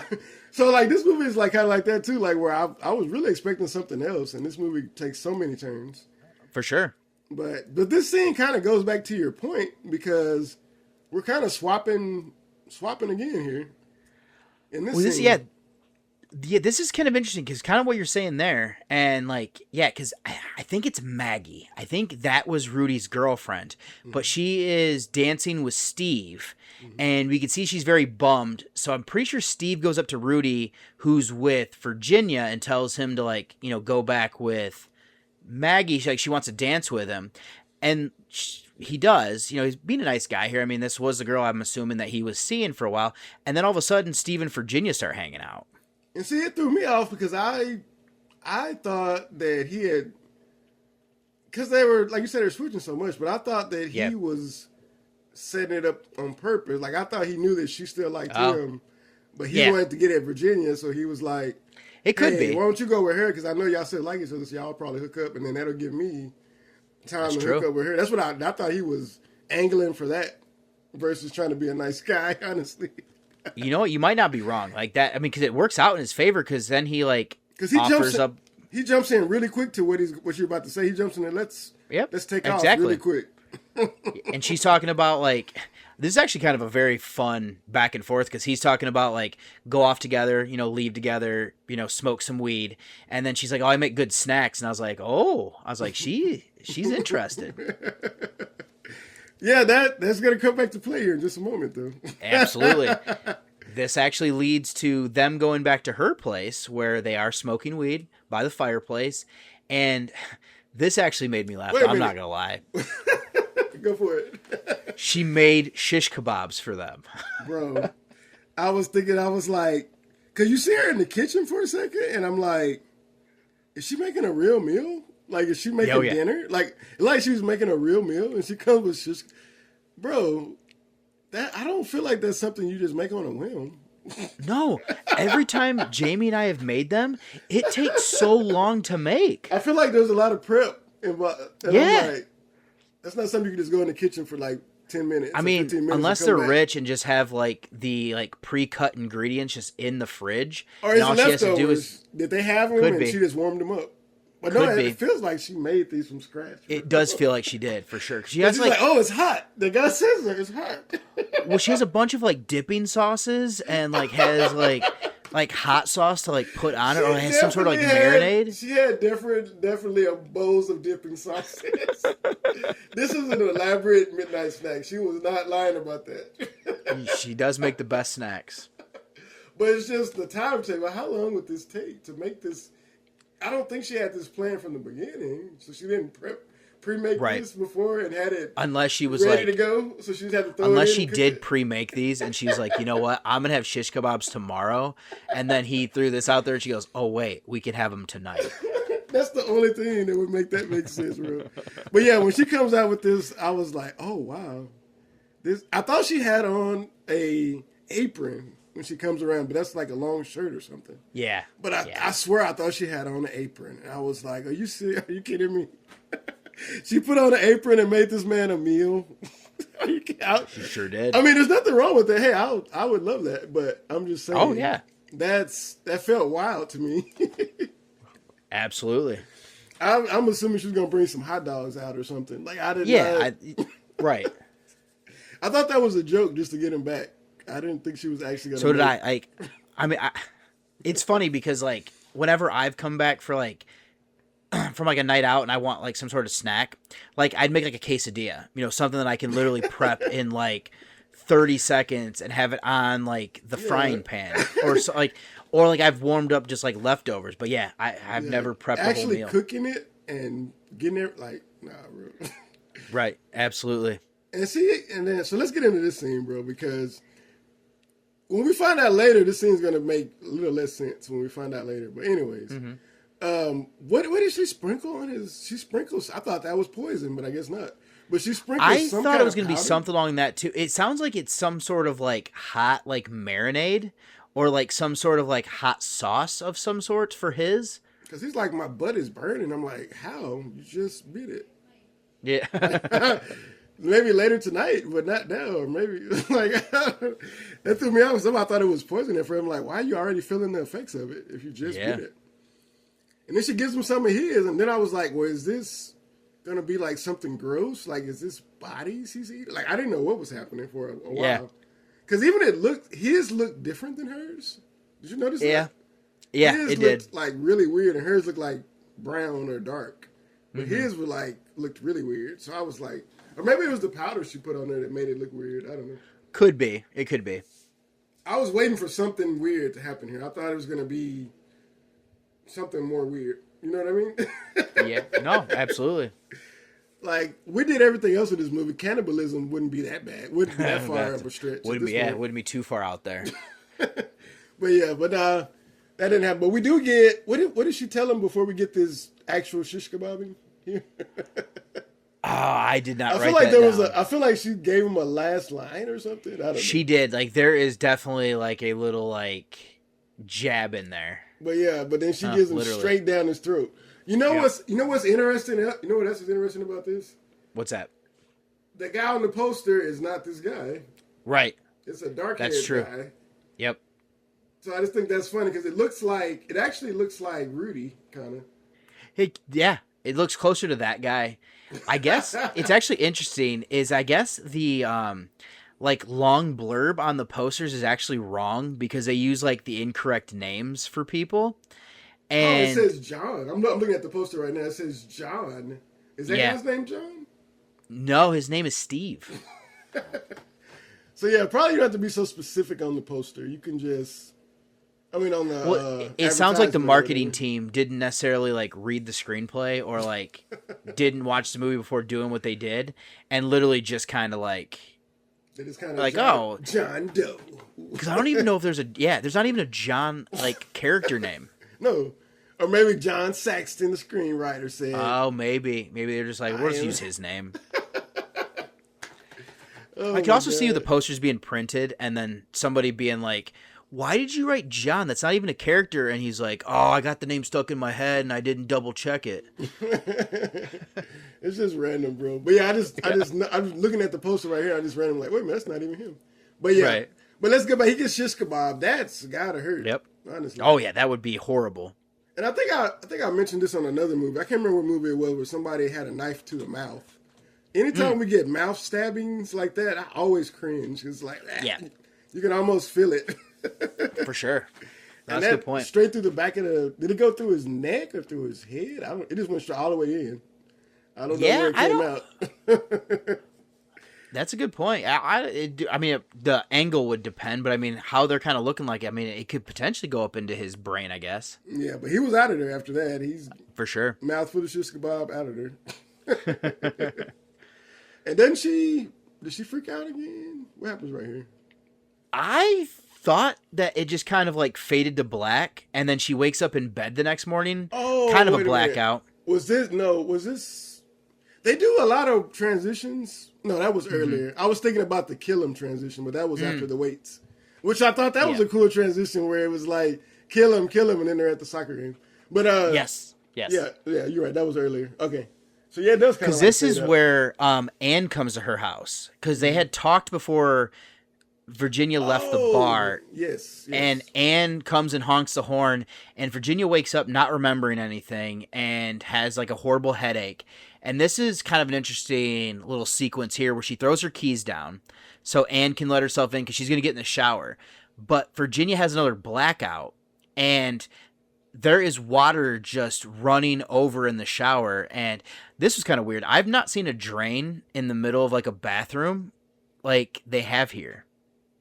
No, not outside of the not unless it's like a what do you call it, like a gym or something. Right. Maybe like in a gym or something, but not like in your house. Like where's it draining to? Right. Like where does it go? Where does the water go? Like I don't know. Is there piping? I've never seen that. Yeah, is there piping somewhere that would? I mean, honestly, like that might be helpful, so you don't flood your bathroom ever. Your whole house. But I just don't know. I've never seen that design in my lifetime, unless it was a gym. Yeah. Like a gym, I've seen that a lot. Yes. But they just squeegee the water when they clean those, so they don't. Yeah. So they need that. So I don't know. But yeah, and so her friend is drowned in this water we see? Yes. And this is where we get the next flashback, right? Or this happening, it's all happening around at the same time, right? The flashback? Yeah, there's flashbacks are kind of intercut here in a few different spots. Because I feel like when she's taking a shower, we get part of the flashback.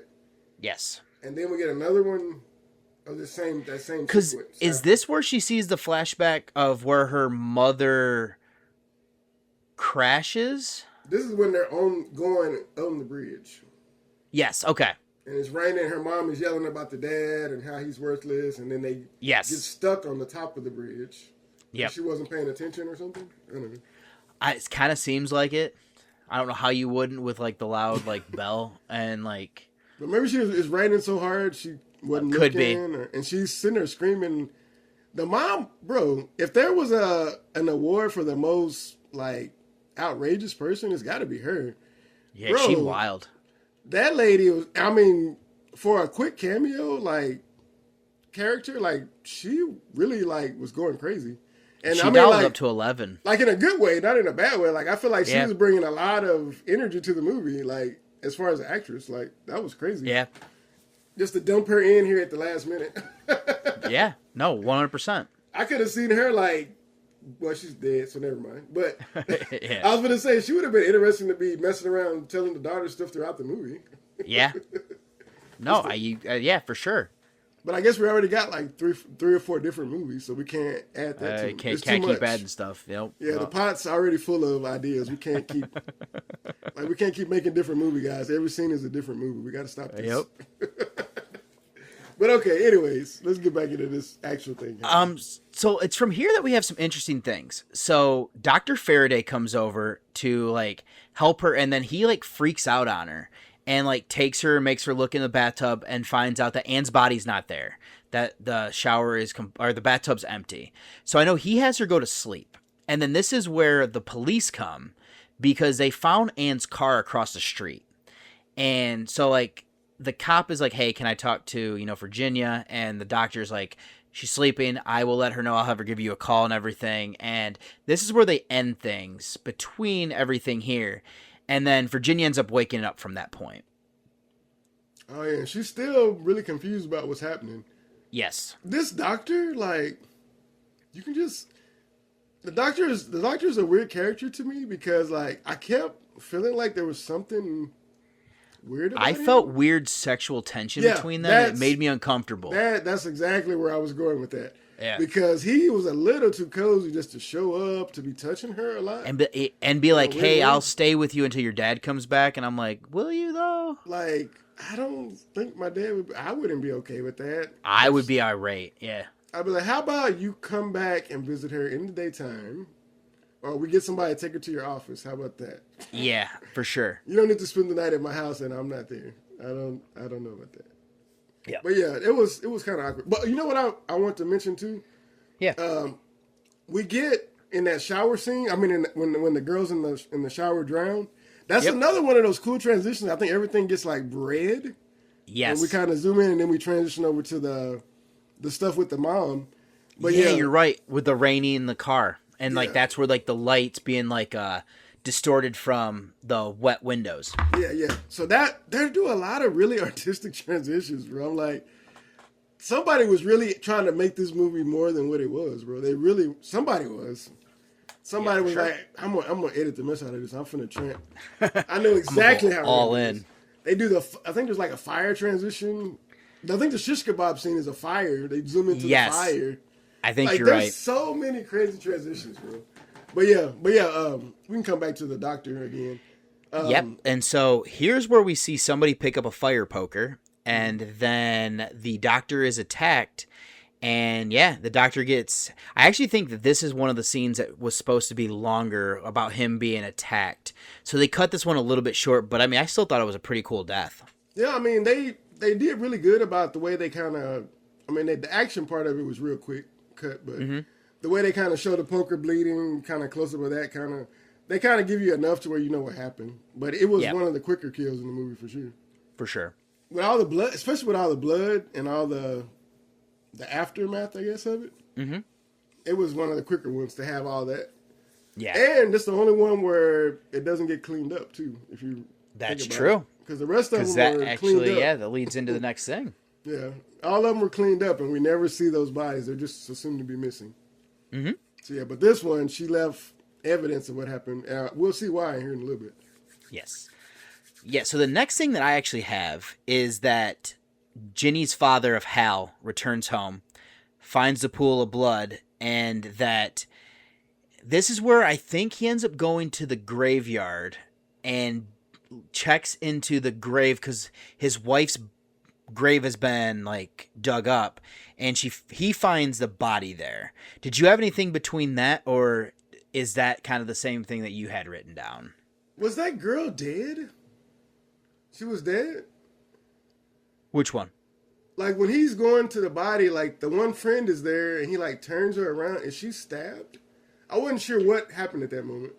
I'm not sure either. I kind of assume that she... You remember what I was talking about? Like, because it's from like, he sees a girl kneeling down like and thinks it's his daughter. But when he turns her around, it's the other girl. But is she stabbed in the stomach or something? I think so. Okay. That's what I took it as. I couldn't tell if she was alive or not because her eyes were open. So it looked like she was... So I got confused in that moment because I didn't know if that was... Because she had the present in her hand, I think. A present in her hand. Yes, you're right. Yep. So was she coming to the real birthday party? Or... I think that was staged because of what we see. Yeah, because what we see next. Okay. I wasn't sure about that because that kind of threw me off because then you never see her again. So I was like, I guess she was dead. There's a lot of stuff here that I was confused, and it took me like reflecting back to kind of piece it together. Okay. Yeah, a lot of stuff I'm actually understanding better or same now that I'm actually like talking it out. Because there's a lot of mysterious things they do there. I didn't realize what was happening in the moment. Absolutely. But okay, yeah, let's the body's not in the wife's body's not in her coffin, right? Nope. Because what we end up figuring out is Hal rushes to the guest cottage and comes inside to find a dark and disturbing birthday party where the top 10 and his dead wife are actually assembled around this dinner table. And yeah, this was a very cool set piece. It really was. Like once we get in the house, I feel like getting to this set piece took a little longer than it should though, but yeah. But I feel like they had I don't know why they had to do it. I guess whoever was making the giallo piece, they had to make sure that we had a lot of this like that imagery and drawn out stuff happening before we get to it. But we get to it, and all these people are around the table, all the bodies, which is crazy. And then she comes. I love that. Is that when she comes out of the kitchen with the cake? Yes, this is where she comes out. Like you said, she comes out of the kitchen. She's singing "Happy Birthday" to herself. Oh, and this is the old. What was the name of that? The rich house or whatever. Isn't this what is the house called? Thomaston. Oh. I'm not sure. I know what you're talking about, though. Isn't this the house that the mom was trying to get into? Not yet, no. Oh, we're not there yet? Okay. So what happens here is the dad gets his throat slit, and then we get this one final flashback that sets everything like together. I'm pretty sure this, where they're at right now, is where the birthday party that nobody showed up to is where that took place. Oh, okay. I thought shit took them to that house. Okay. So this is like their old house, I guess. Yeah, this is like their guest house is what I kind of take it as. Okay. And so what's happening is in this flashback is that Virginia and her mother Estelle are sitting there waiting for the guests to arrive. And Virginia is, definitely bummed, but she's definitely like, it seems like her mother is very overbearing and she doesn't have the heart to tell her until after Halhead calls and is like, hey, I'm not going to make her birthday party. And Virginia lies and says that, yeah, they're having a fun time. Everybody's there. This is where Estelle snaps. And this is where like she starts to drive and everything. And this is what you were talking about. They go to the Thomerson house and the guy at the gate won't let them in. And what it turns out is that we get this final reveal here about how everything is kind of connected. Yeah.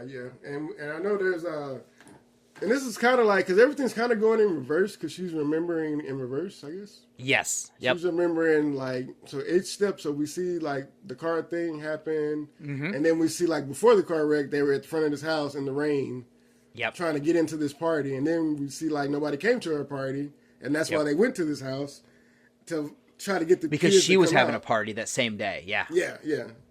So yeah, I just thought that was kind of a cool reveal as we're seeing how everything kind of plays back to us. We're kind of finding out what's going on. Well, kind of. But we're getting the answers to some questions that we're going to have for this final reveal coming up. Exactly.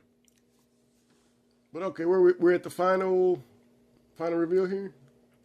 Yes. So the final reveal here is that the second Ginny, because there's actually a Ginny at the table that we don't see at first, but what we end up figuring out is that this other Jenny who actually killed the father was Anne. Anne was wearing a lifelike latex mask and that has been posing most of this time here as Ginny. And yeah, so she's the one that's been doing all the killings because it turns out they are half sisters. Bro, that was such an ambitious thing to try to say. For sure. It felt really ambitious to tell us. And she's waking up as the reveal happens at this other person. And my first thought was like, so they've been twin sisters that we just never saw this other sister the whole movie? I was thinking that. I was so mad at first. I was like, are we seriously going to do this reveal? You know what I was actually waiting for in that moment when we get that? I thought we were going to get another cut back to the car and there was another girl in the back seat or something. You like when she's getting out of the car when it gets in the water? Yep. Oh, we didn't even really mention that scene, but I just want to, before we get to that, I just want to say this one part. They showed that car fall in the water like from 5 different angles. They did, yeah. They got plenty of coverage of that, actually. They showed all the coverage, absolutely. Yeah, from the front, from the side, from the back, in the water, looking up as it falls in. I'm like, wow. But anyways, yeah, so this scene where she's got a twin sister all of a sudden, yeah, this is crazy. But it gets even crazier than that because this quick putty reveal when she pulls off the mask. Wow. I was wow. I did not expect that, bro. Yeah. I had to rewind the movie for a second and say, wait a minute. Did that just happen? Did she have a almost Mission Impossible 2-esque face mask? Have you seen that movie? Where everybody's got a fake face? I have not seen that one. I know what you're talking about, though, because I've definitely seen that part. The whole thing in that movie is that you can have a face and a voice chip and be somebody else. And throughout that movie, like, there's several people that are pretending to be each other throughout that movie. And you never know until they rip their face off, just like this. They just grab their face and just rip it off like it's fake. Almost Scooby-Doo, actually. It's like it is kind of, yeah. When they always rip the killer's mask off. Oh, no, it was Mr. Whoever. Yeah. It's Mr. almost Jones, the farmer. But we find out Anne's not really dead. I guess she faked it to make her go crazy. Yes. Yeah. But it makes sense now when we get to this point because now we get the reveal because she gets her last little monologue here that, you know, that so it makes sense the mom was mad because she thought her daughter, which is a woman out of wedlock with her father, should have, you know, that's why she was angry the whole movie. And did she just have a relationship with this guy? It sounds like they had an affair. Oh, it was an affair. So she hadn't met her. I don't know. Because they said she didn't get rich till after. So she met this oil guy later. And that's why she was able to come back. Because she said, wait. I'm going to put it all in your face. So I'm guessing when she got rich, she moved back to really put it in their faces, I guess. I don't know. Yeah, I could see that, actually. That sounds about right. Because thinking about it now, the timeline of that movie, she was like, well, we were here for like 4 weeks and then we left. Right. And then, so maybe when they got rich is when she came back. So it really turns into like a screenplay here where like, you screwed my mom and that ruined my family. I mean, you had an affair. Your mom or dad had an affair and it ruined my family. So now I'm going to kill you. Isn't that the plot of Scream? Yeah. Didn't Sydney's mom have an affair with the guys? She did, yeah. And I feel like Wes. Yeah, the only difference is they didn't have a kid, but it definitely ruined Billy's. It ruined his family. Bro, everybody stole from this movie, bro. I think that's incredible to find a movie that I had never seen, and to see had so much many, that were borrowed elsewhere. Yeah, there's so many little ideas that have been, elongated into a full thing, but. I just think that's so cool, bro. Like, I want everybody to understand. I'm saying that not like a diss to this movie or to those movies. It's not a diss to any movie. I'm just saying, like, it's cool to see the origins of some ideas, and you can see how somebody can say, "Well, I would do that, but I would do it like this," or "I would do that, but I would change, X, Y, and Z." So I just think it's cool to see, especially in an early slasher like this, where some of those ideas may have came from or those directions people took it. So.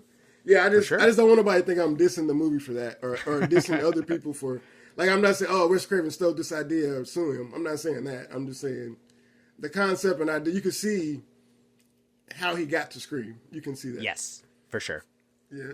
But anyways, yeah, she gets that reveal. And then this last part, bro, like, I thought it was really creepy how we end the movie. Yeah, we were kind of talking about that a little bit in the pregame because, there's a wrestle for the knife. And then Ginny ends up stabbing Anne, but the police bust in right at that time. Moment. It's right at that moment that she's stabbing her. So then the cop walks in and he sees a girl fall to the floor dead and all these dead, mangled bodies. And this chick is sitting there. And the cake says happy birthday to her, right? Like her name, I guess? I believe so, yeah. So it's like, he's like, oh my God, what have you done? But the whole movie, they've been setting up that this lady has mental issues and she doesn't remember things. And this whole time she keeps blacking out, which probably... It's not looking great for her. Yeah, but the blackouts probably made her think that it was her brain doing it, not knowing she's being drugged by her half-sister or whatever. But now she's going to just take the rap for all these murders and actually, in her own mind, she might think she did it. Yeah. Which is crazy. So this is a movie where the killer actually wins at the end, which isn't something that happens often in movies, but the killer actually won. It is a very bleak ending, so I appreciated that. Yeah, when it hits credits, where I'm like, oh my God, that's exactly. Oh my God, she's going to jail for the rest of her life. she's not gonna survive this. She's gonna Yeah, this movie, bro. Like I feel like. Even though it's like 3 or 4 different movies, like, it's a really wild ride, though. Oh, yeah. It's so much going on that it's not, I don't know, I had a good time with it, but it's so crazy. It's more so because it's so, you don't expect things to happen, which I think is, I guess because they didn't have a slasher formula yet, so. That's true. And they were still kind of like building that. That's what I always enjoy about when we find these movies that that aren't like the biggest mainstream movies. There's so many like ideas there and so many ways that they tend to go because there's not that formula, and you can really see when it starts getting formulaic a little later in the 80s. But at this point, it's still kind of a free for all, and people are kind of throwing ideas at the wall and see what happens. Yeah. Yeah. So it's for sure interesting to see a movie do that. Yeah, no, I'm with you. So yeah, bro. Okay, so you got anything else on this one, or you wanna? Because that's the end of this movie, man. That's Happy birthday to me. It's over. So you want to go ahead? And... I think I have everything, so I'm ready to start going over to ratings. Yeah, let's do it. So I know you said you were keeping track of this. So who went first? Yes, last time? I will go first this time. All right. All right. Okay, so for me, I actually thought that the acting was pretty solid here. Is that I think that Melissa Sue Anderson was a good lead. I like how she, at times, seems like she could be crazy. At times, it can seem like she's just having, mental issues where she's not necessarily violent, but, kind of getting in that panic and everything. And especially kind of with the reveal that there are, like, two versions of her, because actually the other one is, like, the Anne character, posing as her. And I thought we had a pretty solid cast here where a lot of the people come off so weird and creepy that you could see them doing, kind of being what they are. So I came in with a 4 for the acting. Oh, wow. I'm pretty close to you on that. I actually had the same idea. Nobody was really bad. I mean, everybody kind of really had a good, like, natural feel to them. Nobody felt like they were overacting too much. Yeah. Even I mentioned that mom character, like, she just jumped in there and she felt like more of a seasoned actor, kind of. Because she was fully into her part. But I felt like Anne was probably really, to me, she was really good because she felt really normal and more normal than some of the other people. But everybody, like you said, were pretty good. I'm going to be more, I really was thinking about a 4, but I think I end up settling like a 3.5 because it got a little comedic at times. But honestly, being able to pull off comedy is actually a strong acting thing as well. So for sure. I could have probably been at a 4, but I'm going to go ahead and give it a 3.5. Okay. Because the mom is the only person that really stuck out to me. And I'm not sure if it was just I was in the right mode, but it was just like her energy like really jumped out at me or something. I just know how to categorize it right, but for some reason she was so over the top that I was like, wow. So I was debating it, but I'm gonna go with the 3.5. I think a 4 is really reasonable though. Yeah. But I'm gonna go with 3.5. Okay. And then for cinematography and the effects, this one, I think that if we would have got some of these full-out kills, I think I would have went just even a little bit higher. But I think how they shot this was very good. I think how they were able to kind of frame some of this stuff and able to capture it is such an interesting way of doing things. And some things we have talked about with some of the transitions and everything. So I actually came in with a 4 on this one as well.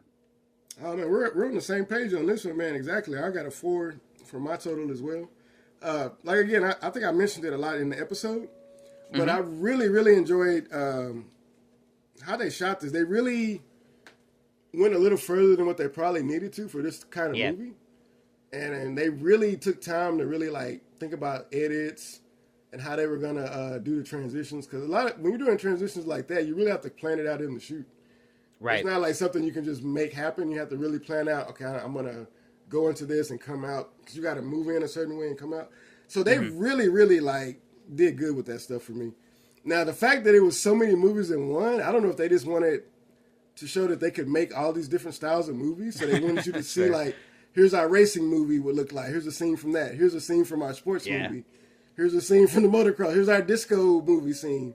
So they were really showing different movies. Here's our sci-fi scene. That felt like a different movie. So, like, I felt like they were really, I don't know if they were just trying to showcase that, hey, we got the skills to make something, give us a chance. Yeah. Or is that why so much stuff was in it? I don't know. But again, I'm at the 4 because I feel like they really did more than this movie really needed.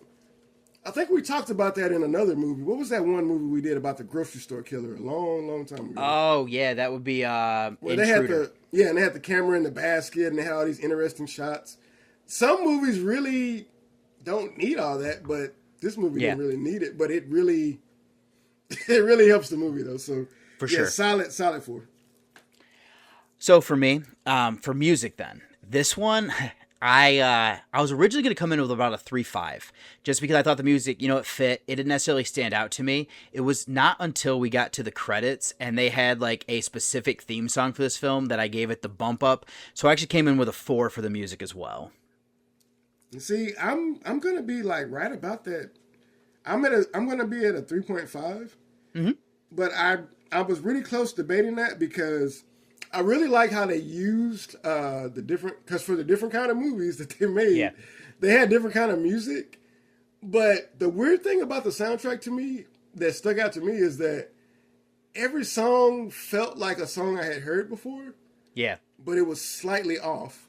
Mm-hmm. And I don't know if that was on purpose or if that was just accidental. Like, it would sound like a similar song the first few beats, and then it was slightly changed. But I would get the feeling as if I was hearing that other song. That's fair. That might have been just a good way to save money and a good plan. I don't know. Or if it was an accidental coincidence. Because I know I mentioned, like, they had those, it felt like Friday the 13th stingers whenever, like, an action would happen or something. They had that moment. Then that disco scene, that song sounded like something from Saturday Night Fever. But then it kind of switches off into something else. Mm-hmm. So, like, all those moments I really enjoyed. So I was debating giving it a 4. Okay. I didn't stay too long after the end credits, so I don't know what song. Was it the first song that played? No, I don't think so. I think it was, it was a little bit into the credits. Because I know at first I got up and, like, used the bathroom and then came back out and then it started. And it was, so I think it was not at the very beginning of the credits, but played, like, I don't know, like 30 seconds into them or something along those lines. Because I know when the credits hit, I got out of there and I was sitting there just for a moment like, oh my God, what? And I was thinking about what had just happened, and I was like, that whole last sequence, I was like, just thinking about that. So I cut as soon as the credits happened. I didn't even watch them, so I was like, I didn't even notice it. So that might have bumped me up if I would have noticed it, but I'm gonna be at my 3.5 because I thought it was a decent, and the way that they kind of made it feel like other songs that probably would have been more popular at the time, I felt like that was a good trick to use on it. For sure. So 3.5. And then for story and plot. So for this one, I like some of the stuff that we get here. It's definitely kind of interesting, especially being like an early slasher, especially playing with like the giallo type thing of like the whodunit and trying to kind of piece everything there. I thought they played well with the red herrings where there were so many times where I was like, wait a minute. I at first got really angry because I was like, okay, if it's one of these two characters, I'm not like, if it was Rudy or actually Virginia, I was going to be a little bit annoyed. Being that it ended up being Anne, I thought that was kind of a cool thing to play with there. Kind of something we had brought up is that her being the build that she has, I don't know if she could do some of the physical things that would be required for some of this. So I ended up coming with a 3.5 for the story and plot. All right, that's not bad. We're pretty close on that too, but I think I gave it a little bit higher up than you did. Yeah. Because I'm going to be at a 4 for the plot because Not that it was a great plot, but that ending reveal, I never saw that coming.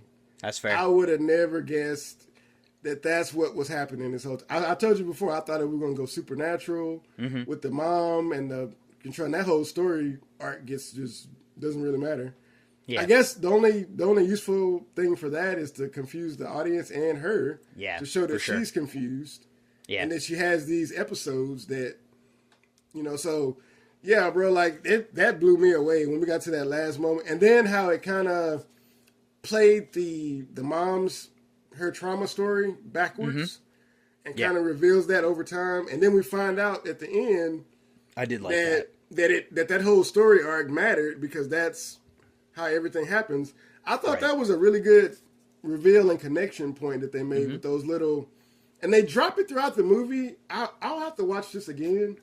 For sure, same here. This is on my one to rewatch. Yeah, I only had a chance to watch it once, but I wish I would have got a chance to watch it again after knowing the ending, so I could have kind of looked to see.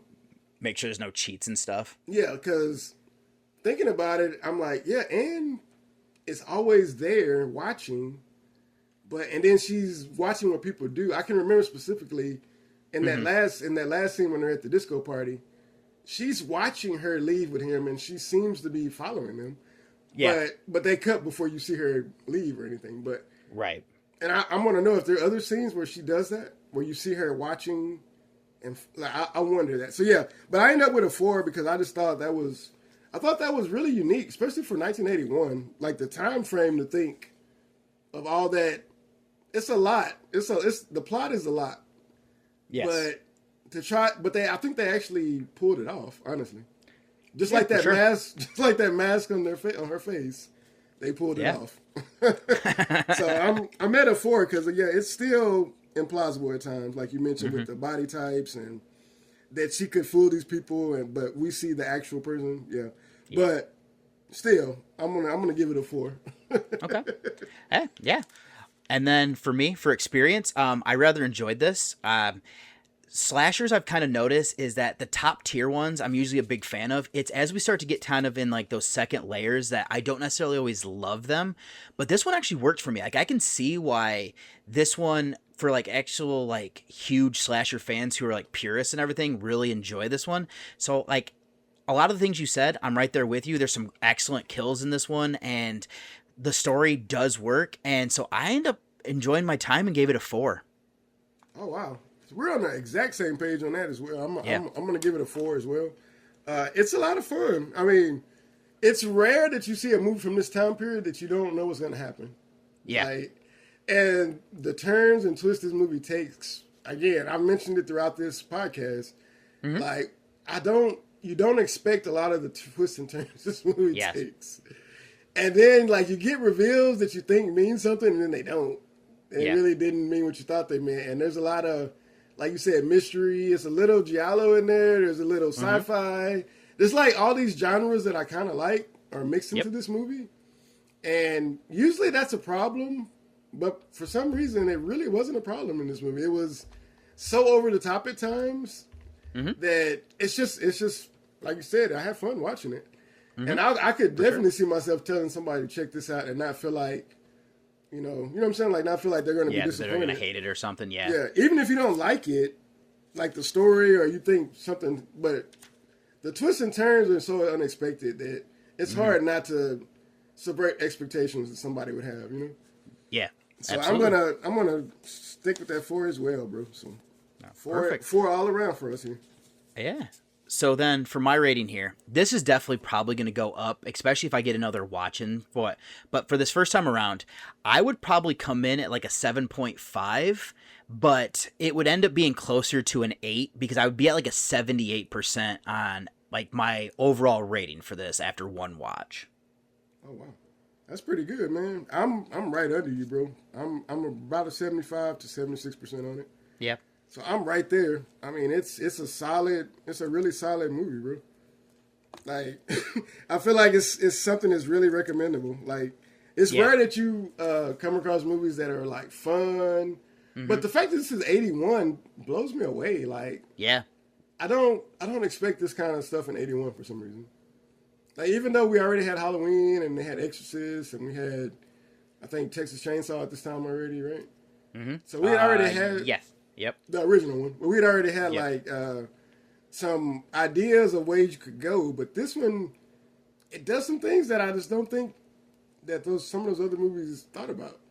Yeah. And a lot of movies, as we mentioned, I know they saw this movie and got some nuggets from it of ideas and concepts you could, explore further.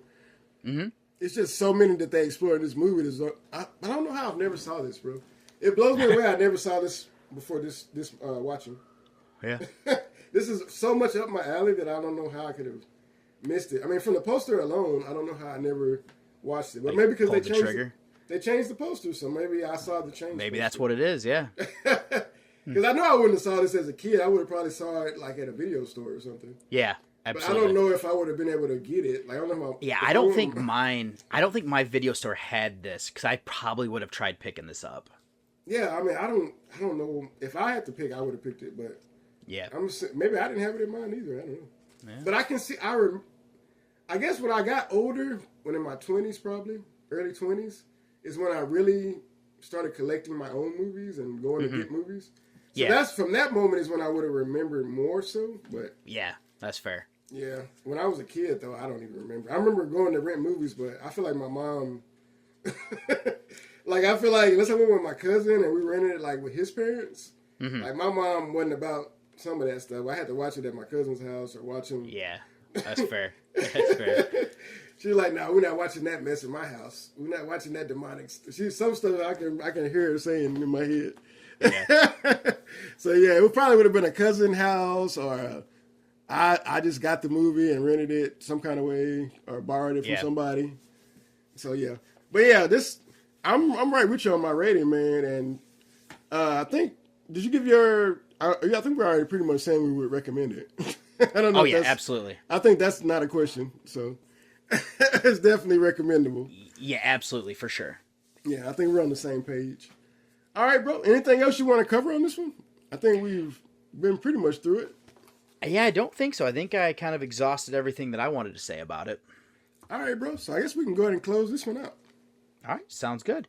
Well, I am then one half of your hosting duo here of David Garrett Jr. from Journey with a Cinephile. And it's your main man, Jake, from Dark Mariachi Studios. And don't forget, be one of us. Come on a journey with a cinephile. Good evening, ladies and gentlemen. We are tonight's entertainment. Side quest. I think cinephiles are on this other end of the spectrum. But I think a cinephile is more of a student of cinema. A movie lover is going to be less discriminating. Side quest. Drink some of this, Michael. Be one of us. Sometimes that is better. You sick fucks. You've seen one too many movies. No, don't you blame the movie! Side quest. I said, I'm not gonna hurt you. I'm just gonna bash your brains. Okay. Show me. Side quest. The podcast. You opened it. We came. It's just a podcast. We'll review your movie from every angle. Side quest.